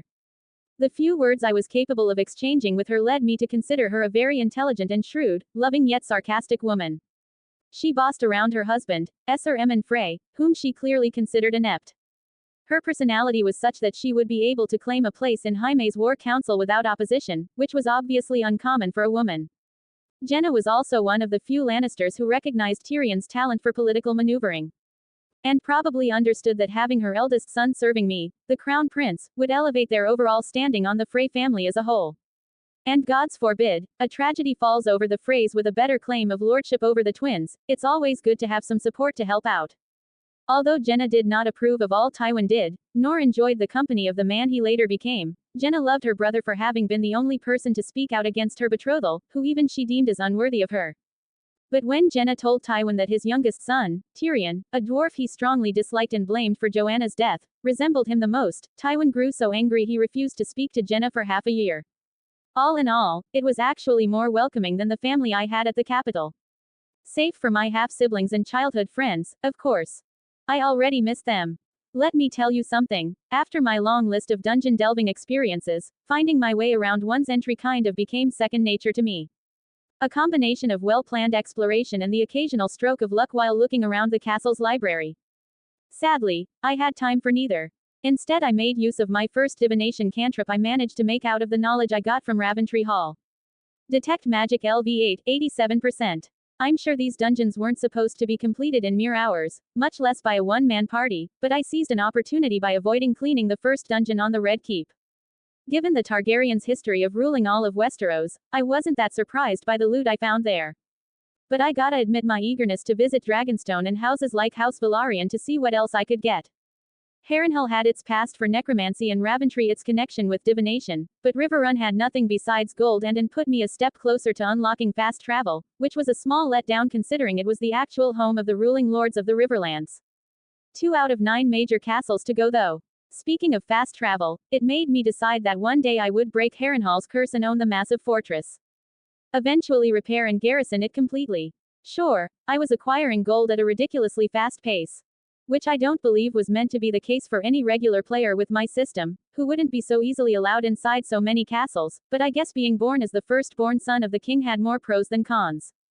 But Harrenhal wasn't the only project of mine that would require ludicrous amounts of money. Which led me to, I'm quite sure you are leading us towards a dead-end tunnel, my prince. The Lord of the Westerlands remarked while tailing right behind me. Silence, human. Showed you respect for my master. Shadow hissed at him while perched on my shoulder, but I was the only one that could understand her. I merely calmed her with a gentle scratch and replied to Tywin. Don't worry, grandfather. We shouldn't be too far away now. The old lion kept silent at my answer, but his doubts were clear to me. I wasn't expecting him to know every single route around the rock, but the entrance to my 5th dungeon had to be somewhere he was somewhat familiar with. Regardless, the reason I brought him with me was to make an attempt to make him loyal to me, not to discuss his lack of faith in me. His supposedly 6-year-old grandson. Honestly, I was neither a kid nor his direct blood relative, which was really a bummer for me. Not that I planned to ever tell him. By observing him further, I got to finally realize why he had taken the revelation of his children incestuous relationship so well. Originally, in both books and series, he had his doubts of what legacy he would be leaving behind. The recently dead, boy King Joffrey, or the even younger and meek Tommen. Now, if you would excuse my arrogance, he had me. Someone who was undoubtedly Robert's son, offering to give him back Jaime, his golden boy, while also having his son's bastard rule as king. His bloodline had never faced such an uplift. Not since back when the original land got Castle Rock for himself. After that, having Tywin become somewhat obedient to my will wasn't that hard, especially with the prospect of magic to shut down his logical and analytical mindset. That leads to my current situation. After having supper with the Lannisters living at Castle Rock, and setting my visit to the nearby city for tomorrow, I got Tywin to follow me. Soon enough, after seeking the trace of magical aura through the maze of tunnels inside the rock, Tywin and I were met with a marked wall. Secret entrance. Though by the old lion's sigh of disappointment, it appears I was the only one to see anything else besides a mere stone wall. You were saying, he remarked sarcastically before becoming silent at the vibrations emanating from the wall before us. Initially, he made a move to leave the area, fearing the rock ceiling would fall on our heads, but I stopped him. Wait. He turned his head with a raised eyebrow, and almost gasped at the silhouette of a doorway forming before us, revealing a newly formed passageway. You have found a passageway leading to this castle's dungeon. I ignored the usual warning and turned to face my grandfather, with Shadow actually showing signs of amusement. I find your lack of faith in me disturbing, grandfather. I told him with a serious expression, before signaling for him to continue following me. Shadow, scout ahead. I ordered my familiar and she jumped off my shoulder. As you wish, master. Turning to face Lord Lannister, I immediately activated my dragon scales and equipped my runed bronze armor, staggering Tywin for a moment. Enough for me to pick up a piece of cured leather and watch as it overflowed with mana, acting as material component for one of my spells. Mage armor LV8, 78%. Stay still, I told him. -10 megapixels. As the spell engulfed both of us, as an armor of glowing arcane runes and lines spread all over his figure before turning invisible. What was that? Tywin asked, puzzled. Something that will keep you alive if I fail to protect you. I replied before summoning a regular steel dagger out of my inventory and pressed it against his chest, prompting the man to flinch for the second time since we met. As the blade was about to touch him, a flash of arcane energy lit up from that point, bringing back the illuminating armor and making it visible for a moment. Storing my spare weapon again, I told him. As we made our way here, I noticed you were still worried about preparing for the oncoming rebellion. But I brought you here to show what's really the main objective of my search for power. After that, we began to make our descent down the set of stairs, the wall sealed back behind us, blocking the entrance once again.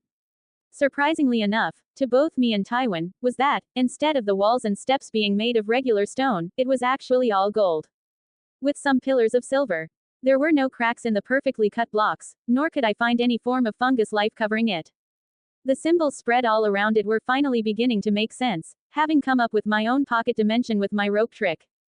From the little I could translate, we were actually traveling to an extra-dimensional reality, a place that would migrate to somewhere else had the previous Lannisters carved a new path to where the entrance was found. It was somewhat logical, given how these dungeons weren't supposed to exist before my transmigration. I had no idea such a place actually existed. Tywin remarked astonished, having previously lost some sleep at the prospect of Castle Rock running out of gold in a few generations. That reminds me, I told while turning to face him for a moment and handing him a loaded crossbow with a radiant bolt. I will be requiring an instructor to teach me the skill of mining and cave exploration. I'm pretty sure I will be making great use of it in the future. Tywin simply stared at the luminescent bolt and nodded. I will have that arranged for you. Good, I replied before preparing him for what he should expect to find down here. Don't panic, I will show you what type of creature I'm expecting to find down here. Casting my trusty cantrip, Minor Illusion, I showed him the figure of the average zombie I faced during my expeditions. The undead moved with the usual jerky, uneven gait that all zombies did, clad in the moldering apparel it wore when put to rest and carrying the stench of decay. Don't tell me, the old lion stopped in his tracks before covering his nose. The stench is foul. It sure is. I agreed, having heard the same complaint from Rhaenys during the time I brought her with me to finally clear the dungeon under the Red Keep. Ah, that brought me memories. Keep in mind that if they aren't carrying arms, they will most certainly attempt to strike you with their dead arms, tear at your skin, if not outright stumble into you and bite a piece of you. That ammunition loaded on the crossbow I gave you is especially effective against those dunderheads. As we moved on, and I kept preparing the usually skeptical man to face magical creatures, torches began lighting up as we passed by them.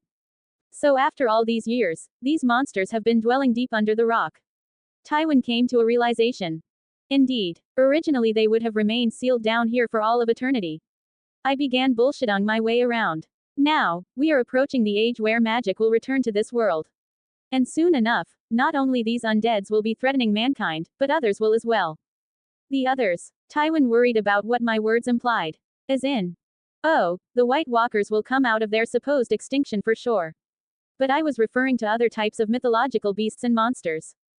The Lannister Lord remained silent, slowly assimilating all I was telling him. He might not remain loyal forever, but having someone as influential as him being less skeptical about the warnings of the Night's Watch when the time comes should do wonders. As the tunnel we were traversing began to widen up, we sighted several statues made of pure gold, with some elaborated ornaments made out of silver and numerous jewels. No matter if the loot I got by the end of this dungeon didn't offer me a chest full of gold, I was sure that a single one of these statues would be more than enough to compensate for it. Do you recognize any of them? I asked Tywin, pointing at the statues. I haven't seen anything like it in my entire life. But, he mused for a moment before replying. My best guess would be that they are the previous lords of the extinct House Castle. That was strange, each dungeon I visited had always paid homage to the ruling house of the castle on the surface. Perhaps the game system simply regarded the name Castle Rock to the letter. But still, that didn't make any sense if this dungeon really belonged to the Castles, especially since they were supposed to be first men, faithful to the old gods. Perhaps the statues were so well made that Tywin didn't recognize his ancestors. Or he didn't know all of them, which was definitely more likely to be the case. Nonetheless, the metallic noise coming from behind us stopped my train of thought. As Tywin turned to observe, I told him, "Don't worry, the metal portcullis always drops after I delve deep enough inside the dungeon. Mostly common monsters ahead of us." Shadow informed me with a meow, surprising Tywin. "Oh, I've also found some bigger cats. With plenty of hair around their necks. Is it actually speaking with you?" Tywin asked, having a harder time to believe that a cat could speak intelligently than he had while I told him about undeads. "She is. And it seems we will be fighting a few lions." I answered his question. "Come, we are taking too long to clear this place." As Tywin walked behind me with a luminous crossbow ready to shoot, we eventually reached the section where deep compartments were carved into the walls. "A crypt?" Tywin questioned, hiding his unease behind his cold expression. "Are they hiding there?" "It seems so. Be on guard but let me deal with them," I commanded. My mental map pinpointed the hostile creatures, so when I heard rumbled noises, I headshot 4 zombies clad in armor with my Eldritch Blast. Funnily enough, the noise of crackling beams of energy seemed to be harmonious only to me, given how Tywin covered his ear. More out of reflex, because mage armor shielded him against thunder damage. A real-world context would be getting caught in the shockwave of a large explosion, as the damage the shockwave would do would be considered thunder damage. My cantrip was merely cacophonous. But I digress. Picking small stones out of my inventory, I coated it with arcane weapon and threw them, watching in mirth as they ricocheted back after hitting the cave's walls. Sadly, it wasn't enough to blow past all of the zombies' chestplate, but it was enough to knock those that endured prone. And this was all the advantage I required. Rushing at them with my twin Gladius lighting up with a radiant aura, and activating Action Surge, I brutalized them with devastating precise slashes. But still, this was taking too long. Activating thaumaturgy and having the entire tunnel vibrate due to an earthquake, I had all the graves beginning to burst open. I fastened my pace, feeling free to not hold out since Tywin was heavily armed and protected. What came next was nothing short of a slaughtering carnage, that is, if undeads could be considered as people anyway. The last standing foe was also the strongest among them. Zombie Knight, medium undead. LV 40. POW. 54. Mob. 30. End. 48. Int. 12. STL. 15. Def. 40. HP. 1500. Speed. 30 feet. Damage vulnerabilities. Fire. Damage resistances. Necrotic. Conditions immunities. Poisoned, exhaustion, frightened. Senses. Dark vision 60 feet. Languages. Understands common but cannot speak. Undying might. After its first death, a zombie knight will revive at half HP. When it does so, the knight will lose its shield and begin to two-hand its greatsword. Though I left him for last to test the feature I got from studying necromancy with Paige. Before the towering zombie, covered in full plate armor, managed to cut me in half with its greatsword. I raised my left hand while bringing my holy symbol close to my face and had a dark liquid come out of my raised palm, covering the undead before vanishing into nothing. I called it Control Undead, which would have definitely failed against this opponent had I not made my vow of enmity to gain the necessary advantage. For it to work, I also needed to get very close and concentrate for a moment, hence why I left to do this after dealing with the other undead. Noticing that my mental map now regarded the zombie as an ally, I grinned. Turning to face the silent Lannister lord, I noticed his description revealed that he now was afraid of me, though goddamn the man knew how to hide it behind his usual cold expression. Are you done? He asked, not skipping a beat. Yes. I nodded while storing my weapons. How are you holding? Wasn't expecting that, he replied, still clinging to the possibility that I could only discern if he was being truthful or not. To make him unsure of that, I simply grinned back at him. Few men would have the stomach to deal with these creatures. Aren't you forgetting that one? Tywin asked, referring to my newest pet. It's mine now, I told him and casted disguise self to make it resemble a Lannister soldier for all intents, to the old lion's surprise. Let's continue. I stopped mid-sentence as the torch's light were snuffed out by a gust of wind. My familiar immediately warned me of an enemy rushing towards our location. Stay on guard, I commanded while sharing my dark vision with Tywin, who was taken aback again. Hearing a loud roar coming from the darkness, I commanded my zombie knight to guard Tywin. Reanimated lion, large undead. LV 50. POW. 51. Mob. 45. End. 39. Int. 9. STL. 30. Def. 0. HP. 2000. Speed. 50 feet. Damage vulnerabilities. Fire. Damage resistances. Necrotic. Conditions immunities. Poisoned, exhaustion, frightened. Senses. Dark vision 120 feet. Languages. None. Keen smell. The lion has an advantage on perception that relies on smell. PACTATICS. The lion has advantage on attacks against a creature if at least one of the lion's allies is within 2 meters of the creature and the ally isn't incapacitated. 3 zombie lions were rushing at our direction. They were incredible, almost majestic if not for their rotting appearance. And completely ahead of time. By my understanding, I was still far away from the end of this dungeon. The only thing preventing me from controlling these undead lions in place of my zombie knight was that it would be much harder to explain having it around. Even if I hid one of them under an illusion of a regular lion, it would be too inconvenient to have it follow me around. While I reflected upon the cons of having one of them as a pet, it kept rushing with another roar before pouncing at me in a vicious attack. I copied its strategy and met it in the air, simultaneously raging and wild shaping into a Harakar, a breed of white lion native to the Dothraki Sea.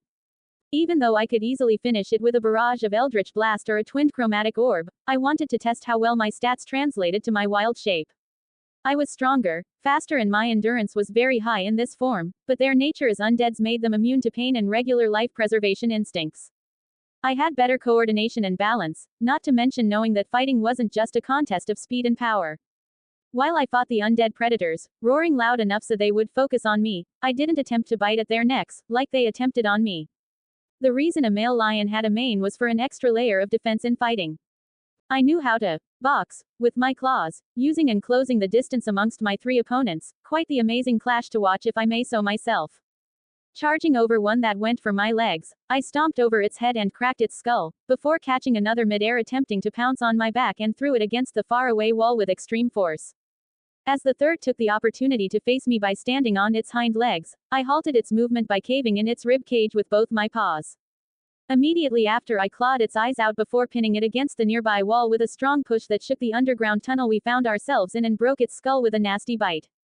Not as nasty as the taste it left in my mouth, that I can assure you. Thankfully, my resistance to necrotic and poison damage translated to this form as well. Finding that the other 2 had recovered already only to harass both Tywin and my zombie knight, I managed only to pounce over the back of the one that attempted to surprise attack me before, and quickly finished it by ignoring its fur and decapitating it with my jaw. As I was about to aid the others, I noticed that the last undead lion was locked in place fighting against my zombie knight, despite the fact that my undead had its greatsword impaling the lion's chest. Surprisingly working as a team, I watched Tywin take his shot while the reanimated lion was unable to move, and the radiant bolt went through its target and lit it on white flames. Shaping back into my human form, with my ruined bronze armor still protecting my body, I complemented my grandfather's aim before signaling for both him and my zombie knight to follow. The former was finally developing a tolerance for my weird stunts fast enough to prevent him from panicking, though not to the point of having him take me lightly. Which suited my needs for now. Regardless, as we walked past the empty tunnel, I started to test my zombie lackey. Its undead nature meant that it didn't require air, food, drink, or sleep for sustenance. And thanks to my thaumaturgy cantrip being basically a free pass to telepathy, I could mentally issue commands to the undead knight, which it followed to the best of its ability. If no commands were given, it would defend itself against hostile creatures. It could even reply with a grunting nod or just shaking its head. Though whenever it attempted to speak, it felt as if it was screeching in either pain or anger. Perhaps both. Tywin was somewhat unnerved at the undead's intelligence, but he knew better than to openly oppose me. At least he had to see similarities between me commanding a zombie knight with him having the Cleganes as his beasts. Nevertheless, the four of us proceeded ahead as I disarmed several traps that me and Shadow had identified along the way, thanks to my observe skill, observant and alert perks. Stop, I ordered while raising my hand, prompting the three of my companions to halt their movement. Despite his age, Tywin actually showed some semblance of appreciation for our little adventure. Sure, he didn't say anything, but he wasn't straight away complaining about this being a waste of his time. Another trap? The old lion questioned, still impressed how I dealt with the previous dart trap. Since my inventory window is invisible to him, it was as if the poisonous projectiles vanished right before hurting me. Indeed, I informed him before walking forwards. A dangerous one. As I threw a pebble inside the barely noticeable ring of metallic tubes embedded on the golden surface of the tunnel, and immediately after a whooshing sound was heard as flames shot out at the small rock. Despite my heat resistance, I wasn't anywhere near the level of tanking fire as if it was nothing. Thankfully my mage armor allowed us to absorb enough damage. Strangely enough, while ignoring most of the fire, I recalled something. Perhaps I should continue to work on my attempt to reverse the effects of wildfire. After comprehending basic alchemy and deconstructing the concept of enchantments, one discovers that, at their heart, they were actually simple fields of study that dealt with ingredient recipes and inscription patterns. So the opposite of the process to produce wildfire should result in something very cold and dark. Some sort of magical liquid nitrogen equivalent that would be just as messy as the jars of the substance I had stored in my inventory. Food for thought. Let's proceed, I said after making sure the trap had been completely disarmed. Soon enough, we finally reached the end of the tunnel. Activating the small opening in the wall before us, a passageway came to be, leading us to the treasure room. The chamber itself was larger than the one under the Red Keep, but small if compared to the one under Harrenhal. I noticed the upper silver ring lighting up a small signal to inform me I had unlocked Castle Rock. Ignoring it and the mosaic tiles on the ceiling for now, I focused on something else. Just as I had expected, no chest could be found in the center of the treasure room. But the walls were completely covered with pure blocks of gold. It reminded me of Fort Knox's depository of gold. But since the entire tunnel leading here was covered in gold, to say that I've struck a gold mine was a massive understatement. And Tywin Lannister knew about it. This simply made me want to acquire the mining skill as soon as possible and began exploring the Westerlands. Though I should keep in mind to watch out for the market value of gold with so much available. This way will lead you back to Castle Rock. I pointed at the passage that had just appeared on the wall. I appreciate the adventure, the old man bowed in respect before asking. But would you mind telling me what will be done with all of this? Since I know you have no use for it, I will be using it to fund the creation and maintenance of my forces. I replied, not leaving space for him to argue. Your forces, my prince? He questioned a little confused, before correcting his tone. The Royal Army, I told him. Assessing his options at the moment, Tywin nodded before making his way out of the dungeon. So, where was I thought to myself, facing the towering undead disguised as a human soldier. Necromancy magic was slowly becoming one of my favorites. I know, plenty of red flags with that statement. Next thing you expect me to do is search for means of becoming a lich. Well, that was entirely a bad idea, if I disregarded the problematic ritual and things I would have to trade off. But like always, I digress. Spare the dying LV5, 56%. An invaluable method of bringing allies back to life. At least those killed in less than a minute. Had broken a few rats and pigeons' necks attempting to stretch that window. I know, the ends shouldn't justify the methods. But any animal I failed to bring back to life had become a meal to Shadow. Which is supposed to be a good thing, right? The circle of life was preserved and all. As for my other necromancy cantrip, decompose LV4, 34%. I was still getting used to it, just practicing to wither grass with my touch for now. But it was through it that I learned another trick similar to control undead, which I named Grim Harvest. Basically the ability to reap life energy from creatures I killed, though not for killing constructs or undead. Which sucked since most of my opponents were undeads. But in any case, it could still be fun to have while killing people in a battlefield, and alternative ways of healing were never too much if I wished to be prepared for everything. Given that I was still having trouble raising my own undeads, I just got this new spell after performing countless tests alongside Paige. Ray of Sickening Fear LV1, 0%. First class necromancy spell. A ray of sickening greenish energy lashes out toward a creature within range. On a hit, the target takes considerable necrotic damage, and a lingering poison damage that causes constant pain. If the creature isn't resistant to those effects, you awaken the sense of mortality on it. A construct is immune to this effect, while an undead is healed instead by it. Casting time: 6 seconds. Range: 20 meters. Components: VS. Duration: instantaneous. What can I say? At least it wasn't completely useless. More like a basic maddening curse I could cast upon those that opposed me. Poison and fear were both debilitating conditions, though unfortunately heavily resisted, if not outright immune to beings like undead. And it never hurts to have ways of healing undead, especially if I ever hope to raise an army of them. Carrying on, divination magic. While necromancy had its control undead and Grim Harvest, divination gave me portent. Let's start by calling it as my first step into greenseeing, as glimpses of the future began to press into my awareness. Showing me glimpses of right and bad choices I will be doing in the future. Imagine it as if déjà vu, an uncanny sensation you've already experienced something, even when you know you never have, came before that experience.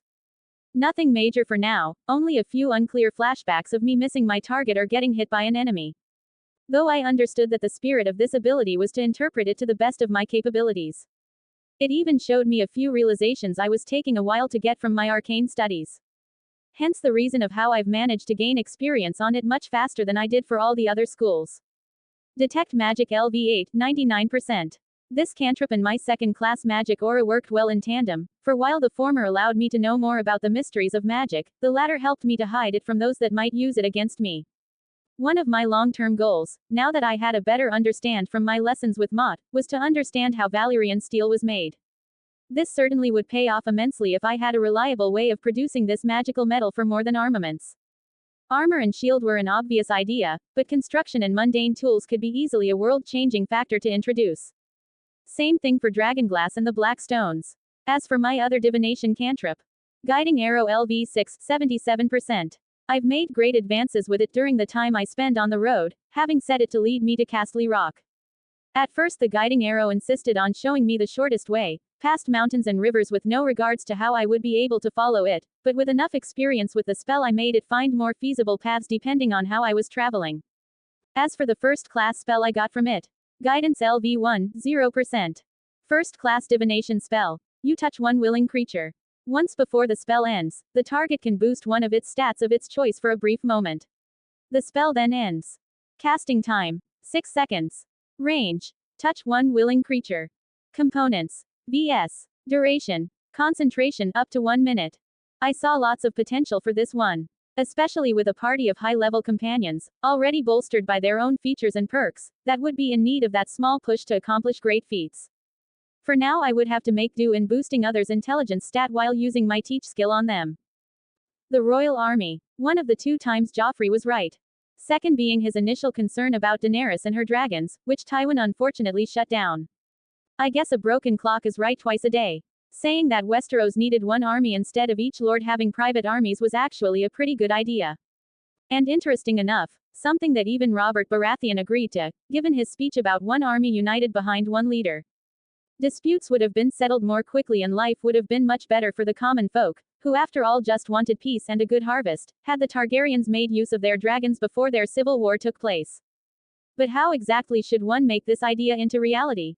A major problem of Middle Age armies was that most commanders could only field about 2,500 well-trained men. The rest were farmhands and other feudal tenants who had to be taken away from the land in order to fight. They were badly trained, not very well fed and didn't have standardized weaponry. Standing armies should change that. A decently sized standing army could beat a much larger force of, well, rabble, simply because they would be well disciplined and carry actual weapons instead of farming tools. If I were to offer pay, training, and food to any man across the 7 kingdoms who wanted to join the royal army, I could quickly get myself a standing force of say, 10,000. And if I were to then pay for the upkeep of this army through the ways states normally do, then this army would, eventually, be subservient to me instead of to the other lords owners of the lands they lived in. In the event of a civil war, some would desert obviously, but it's not unreasonable to assume that most would have married women in the capital city, and made friends with people from other places, and would be loyal to the Iron Throne instead of to the individual kingdoms they hailed from. The flip side of this was that standing armies were very expensive, especially to maintain during peaceful times, and they had a tendency to initiate coup attempts. The way the best kingdoms paid for their standing armies, and ensured their loyalty, was through conquest. A king would march to another country, loot the hell out of it, and his army would be loyal to him because they'd see him as a brother in arms who had shared their trial by fire. This made them considerably less willing to fight in civil wars, like Julius and Augustus Caesar, which were the perfect example to follow, in my opinion. Not for naught that the Roman army was remembered as one of the most effective fighting forces in my previous life's history. In its own time, the legions proved their strength on the battlefield time after time against all who oppose them. But if you were like me, that raised the question, if the Roman army was so powerful, why didn't anyone simply just copy it? To answer this question, I would first have to dissect the specimen of the Roman legions. This would help anyone to better comprehend what were the key features worth copying, what would be required to achieve these same features, and to what extent others before me had succeeded in creating their very own imitation legions. Right off the bat, I will admit that it's actually quite hard to find a representative specimen for the Roman army since it evolved over the course of almost 1,000 years. But with my understanding, I could at least make some pretty valid general observations. Starting from the low-level analysis of the soldier, slowly zooming out to the unit analysis, and finally the overall army analysis. At the lowest level of the soldier, we could look at things like personal equipment, skill, and discipline. In terms of equipment, for instance, we're talking about providing gear for a primarily heavy infantry base force. Again, its specific incarnation might vary, but for much of the Roman army's history that meant equipping soldiers with a short stabbing sword, a throwing javelin, a large oval or rectangular shield, chainmail armor, and a helmet. Perhaps even slings, or light crossbows. In terms of personal skill, members of the legion were initially just former soldiers called to action as a levy. At first they had a fairly low skill level, and it would be the responsibility of the general to prepare the troops for war at the start of a campaign. However, there was often just a brief window for such activities, and most training was done on the job. The more fighting an army did, the more skilled its troops became.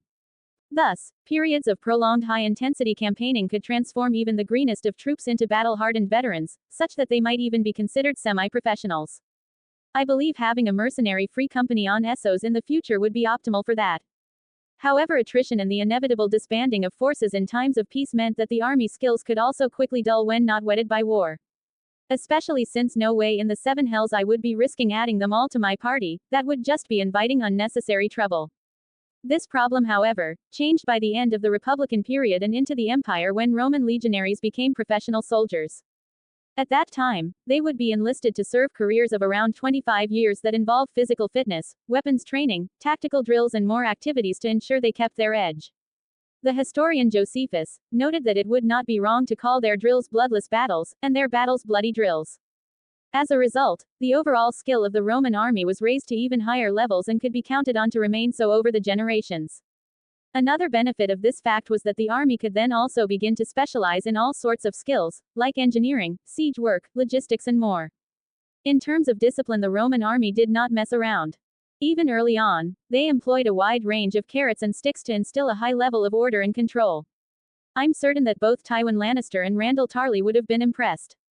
For instance, there were rules against lying, thievery, unmanly acts, and dereliction of duty.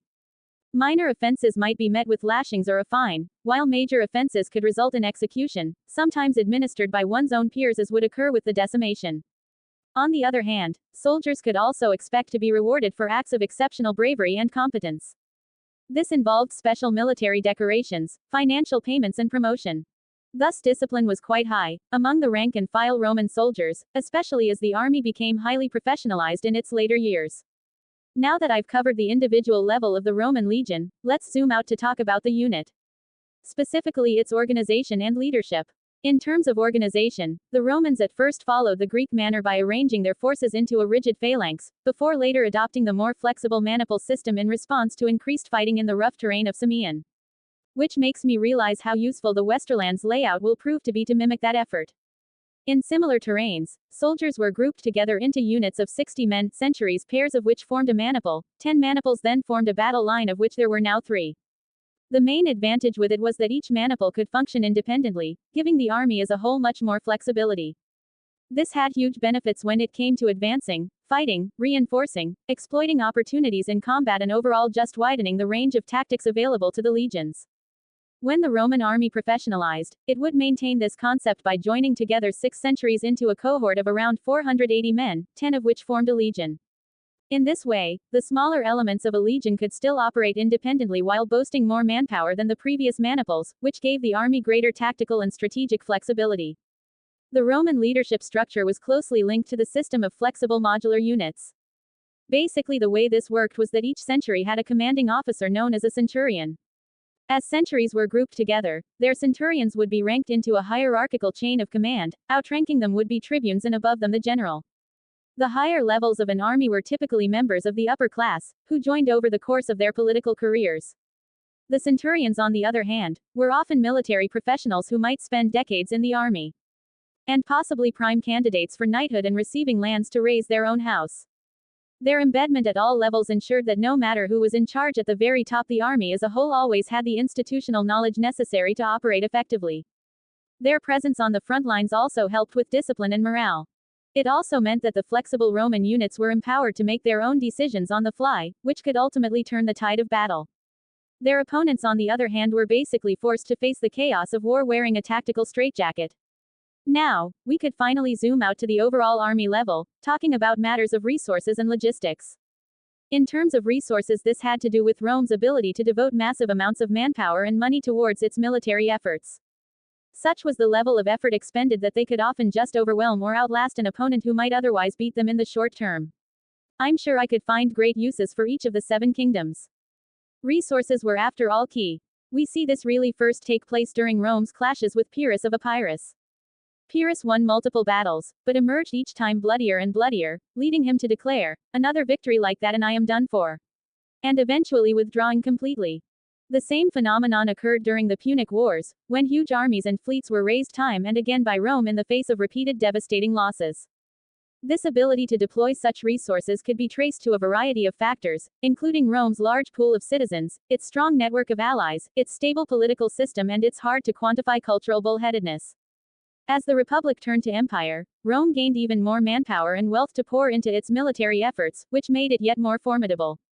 The leveraging of resources goes hand in hand with my next topic of logistics. At first, Rome was quite inexperienced, but gradually built up its skills over the course of its foreign expeditions. Eventually, the legions were able to operate with the whole supply chain behind them, making sure they had adequate supplies of food and equipment. This not only allowed the army to operate at peak capacity, but also gave it the strategic capability to campaign for longer amounts of time and over greater distances than its enemies. From everyday moments, supply lines and logistics, to how wartime affected it. Suffice to say, Rome's massive resources coupled with an incredibly efficient logistical system provided a huge force multiplier to an army that was already incredibly powerful. Honestly, there's a ton more to be said about all the intricacies of the Roman army, but for now that should be more than enough. Now we can consider why others didn't just copy the Roman army. I will do so by going through each element in the same order as before. So as a would-be copycat, I'd probably start by trying to replicate the individual Roman soldier. In terms of equipment, this should actually be fairly easy to accomplish since the type of gear the legions carried wasn't that exceptional. Most of their kit could be found in the other major armies of the known world, who also fielded heavy infantry. In fact, the Romans themselves were believed to have actually been the ones who copied from others. For instance, the famed gladius sword came from the Iberians, and their large rounded scutum shield came from other Italian tribes. Over time, however, Roman manufacturing developed to the point where its forces were able to turn out large quantities of high-quality gear. This allowed a greater proportion of the Roman army to be suitably equipped, as compared to other forces. It also allowed for the development of sophisticated novel armor sets like the Lorica segmentata, which would be quite hard for others to copy without significant investment. But failure to produce such items shouldn't necessarily be counted against would-be copycats. After all, the Lorica segmentata fell into disuse by the Romans themselves due to its high production and maintenance costs. And even if it hadn't, minor differences in equipment during that age wasn't a huge differentiator in the outcome of battles. But thankfully my brief time at Lannisport showed me there wouldn't be a shortage of blacksmiths and material resources. After my soldiers were equipped with gear comparable to the legions, then what about matching their skill? Well, again this shouldn't have been that difficult. As I stated, during the Republican period, Roman troops were initially just levy soldiers with relatively little training. As such, their individual skills could be easily matched by soldiers from other warrior societies across the Mediterranean. Often the question of who was better had come down to simply who had more combat experience. In these matters Rome didn't necessarily have the edge, as they were not a uniquely martial power.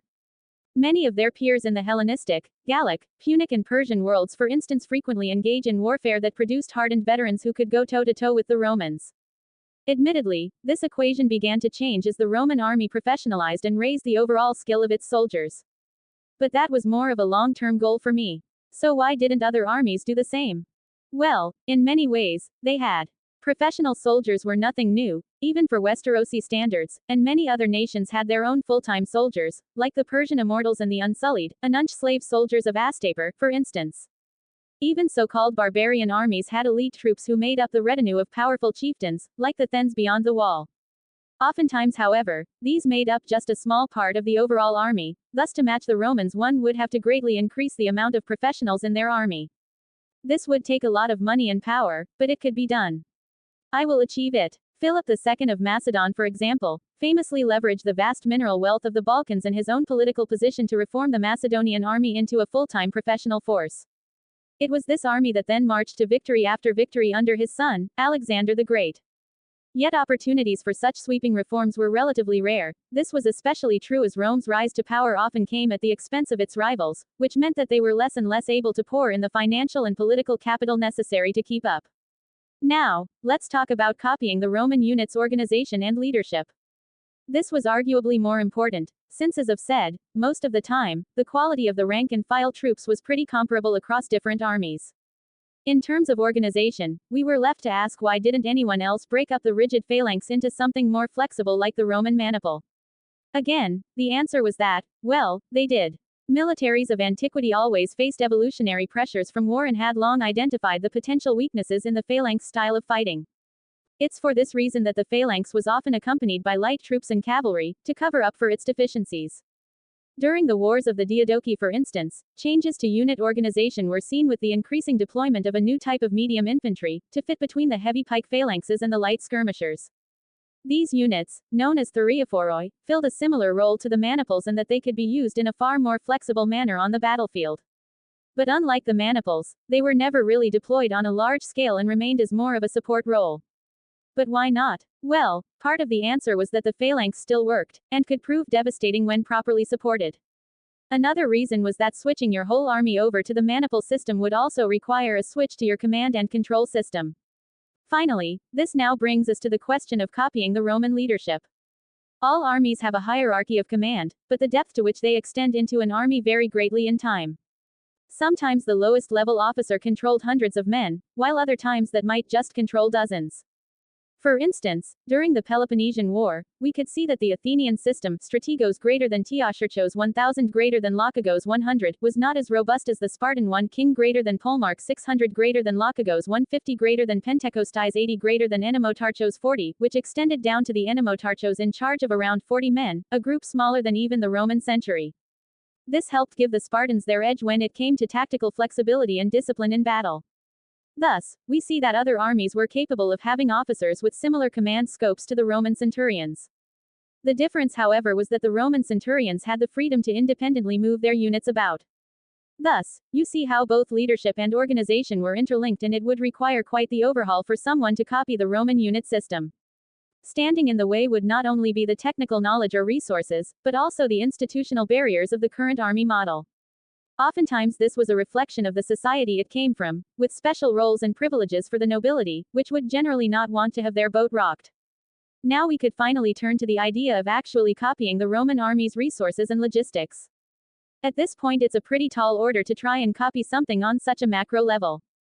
Getting more resources in terms of manpower and money, for example, was far easier said than done, with only the major empires of history being able to contend with Rome in these matters.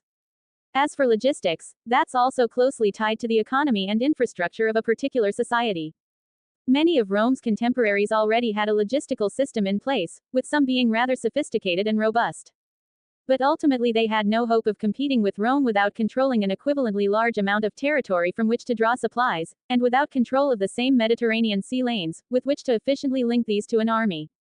So, where does that leave us? Well, basically, the Roman army had a lot going for it, with much on the unit and army level that was hard to replicate.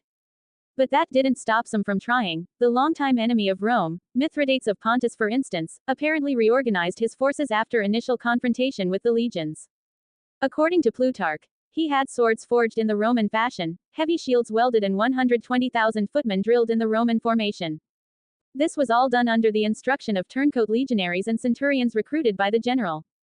In this way, it appears that Mithridates had created an imitation legion with the equipment, organization and leadership to match. Unfortunately, there were few records of this incident and little with which to judge its performance. Ultimately, however, Mithridates did lose to Rome, so it seems that the experiment was a failure. And therein lies the problem: it was an experiment at best. The Roman military system was successful as a package deal. All of its elements worked together, such that its whole was greater than the sum of its parts. Therefore, just copying bits and pieces wouldn't get me the same results. Yeah, my own legions might look and even feel like the real thing on the training field, but it wouldn't hold up in the rigors of war without great investment and planning. The 24th of October 2021. The 30th of October 2021. The 5th of April 2022.